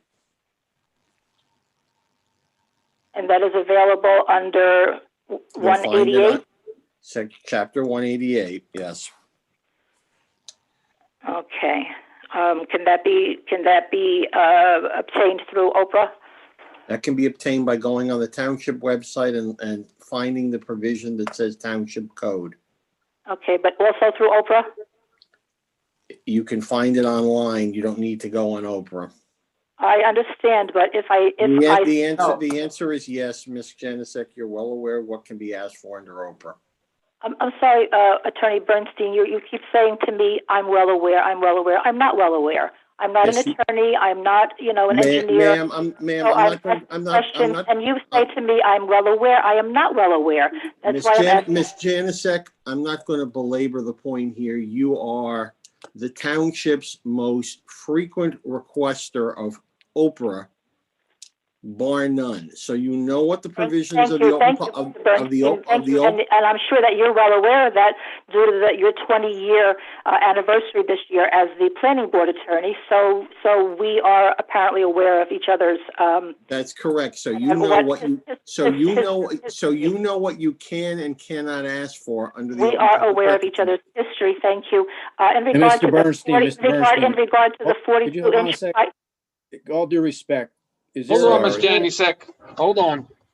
Sorry, Mr. Chairman. Go ahead, Mr. Chairman. Is there a time constraint that we can put on these questions? Because the answer is we are coming to the end of the evening. Ms. Janusek, the board has basically come to the end of its question the evening. You have any other last questions?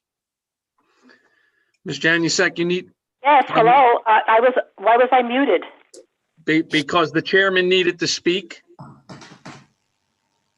So Mr. Bernstein just asked you another question. You may speak now. I'm sorry, I didn't hear the question. Do you have any other questions left? We've come to the end of the evening. Yes, I do. I have questions in regard to that 42-inch pipe where all this water is going to be going. Where does that pipe? You're talking about the circumference, 42-inch pipe? Yes. And what is the length? Where does this pipe start? What is the length of this pipe, and where does the water discharge from this pipe? It discharges north of this property, and it begins south of this property. Tom Bellinger, the township engineer, has as-built plans for it, which I'm sure you can get via Oprah. Well, all right. It starts where and it ends where? It starts south of our property and ends north of our property. So is there a diagram that would show where this pipe is? Mr. Bellinger, the assistant township engineer, has as-built plans that he had provided. So he has a diagram of this Yes. pipe? Okay. All right. So I can get that. All right. Also, comments were made by Mr. Ford regarding the neighbors to the east. Who are the neighbors to the east? That would be the residents to the east. Our immediate property owners are lots 20 through 30. It's shown on the plans. Lot 20 through 30? Yes, actually 31 is the most southerly boundary. Yeah, it's on the project plans. We've identified them. I'm actually showing it on the exhibit if everybody can still see this is the east, top of the page. What, Mr. Ford, what street do they border on? That's Johannesson. Thank you. Okay. So all right. So you're talking about mitigating flooding problems for those residents. Yes? Not having an adverse impact on them. Not having an adverse impact. Okay. All right.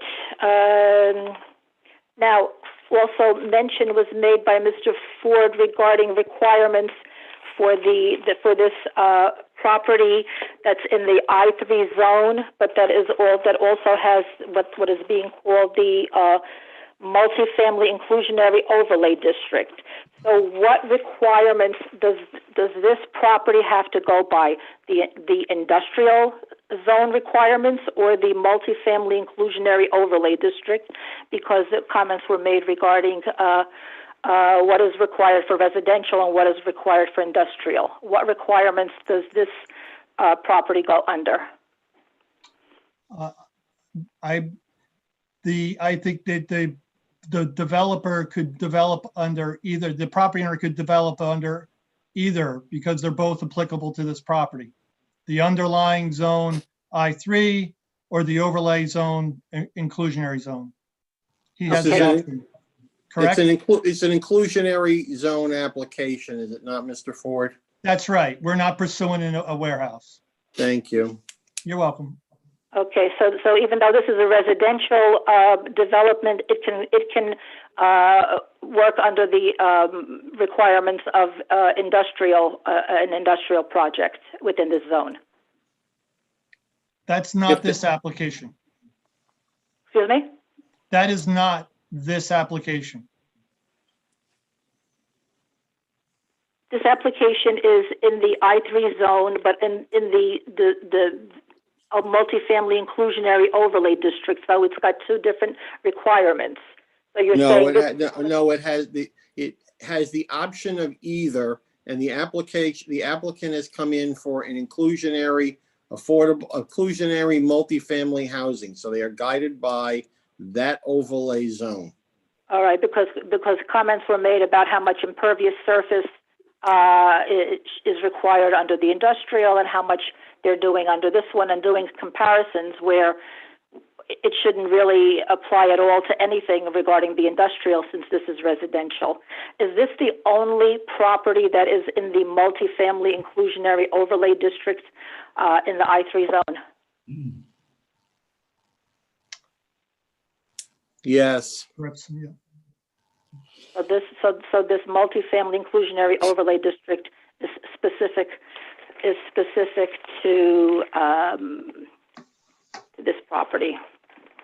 Okay, which is block 58, lot 1.05. All right, thank you. Those are my questions. Thank you.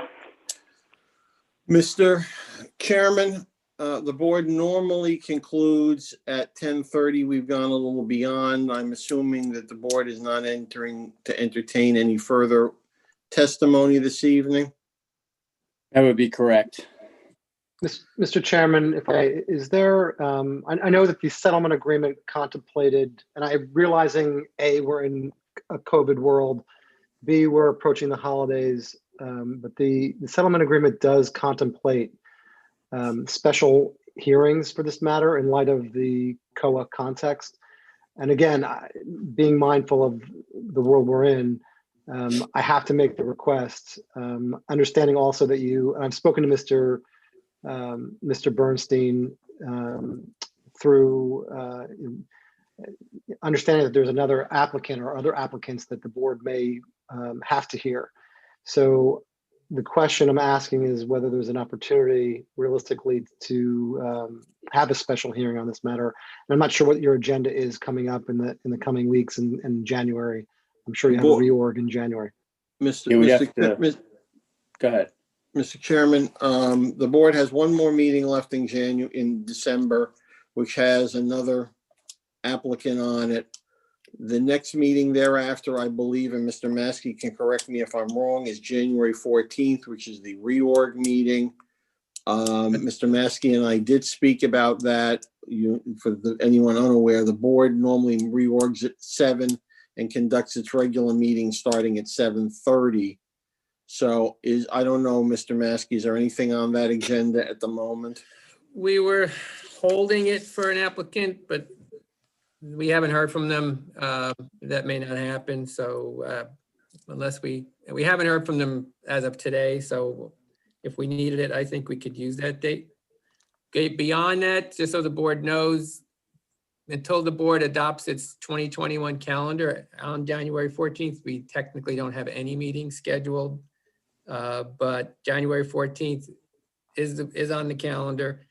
If we follow our normal schedule following that, we would have a business meeting on January 28th, and then a meeting on February 4th, which we do have an application on, and then February 11th.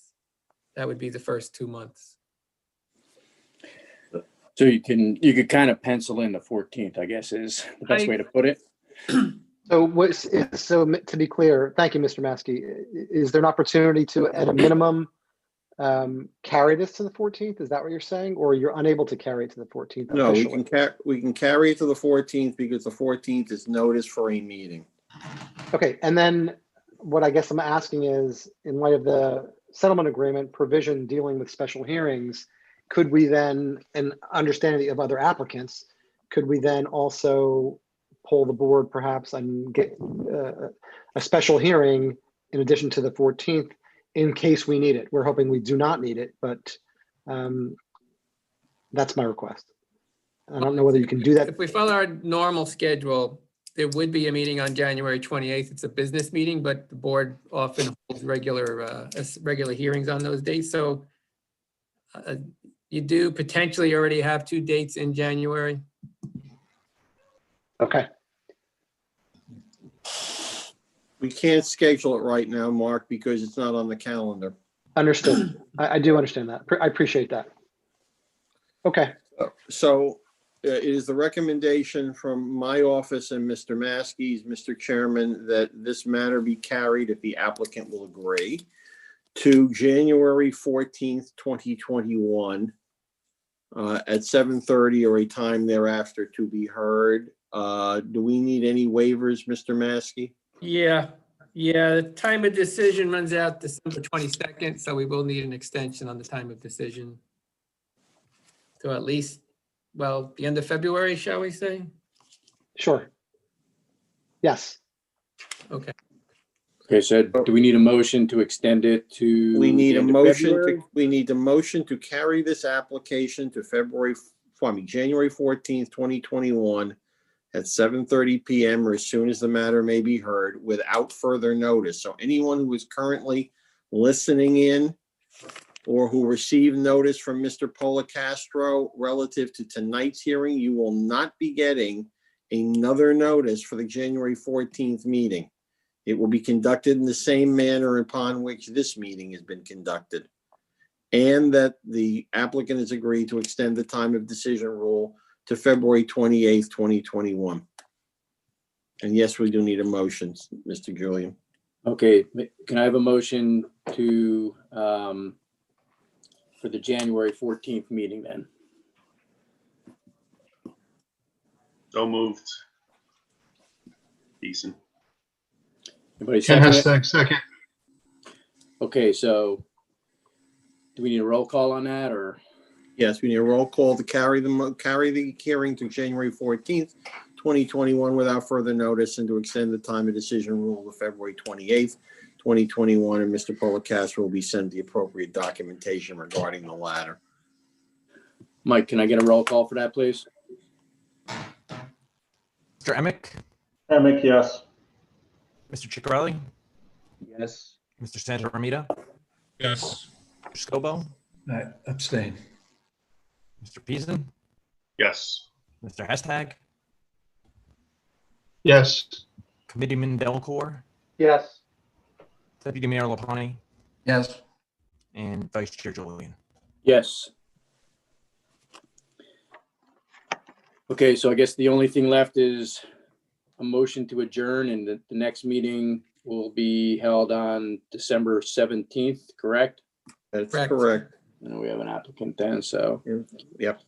is there anything else or should we just have a motion to adjourn? Let's Motion to see. adjourn. Okay, motion to adjourn. So moved. Second, anybody second? I'll second. Everyone wants to Okay. stay. All right, we are adjourned. Thank you, All in everybody. favor? All Aye. right. Aye. All right, have a Thank good you, night, Mr. everybody. Chairman. Stay safe Thank you, and healthy, everybody. please. Thank you, guys. Thanks, Have a- Neil. Okay, Have a great holiday. Thank you. you too. Take care. Thanks, everyone. Have a good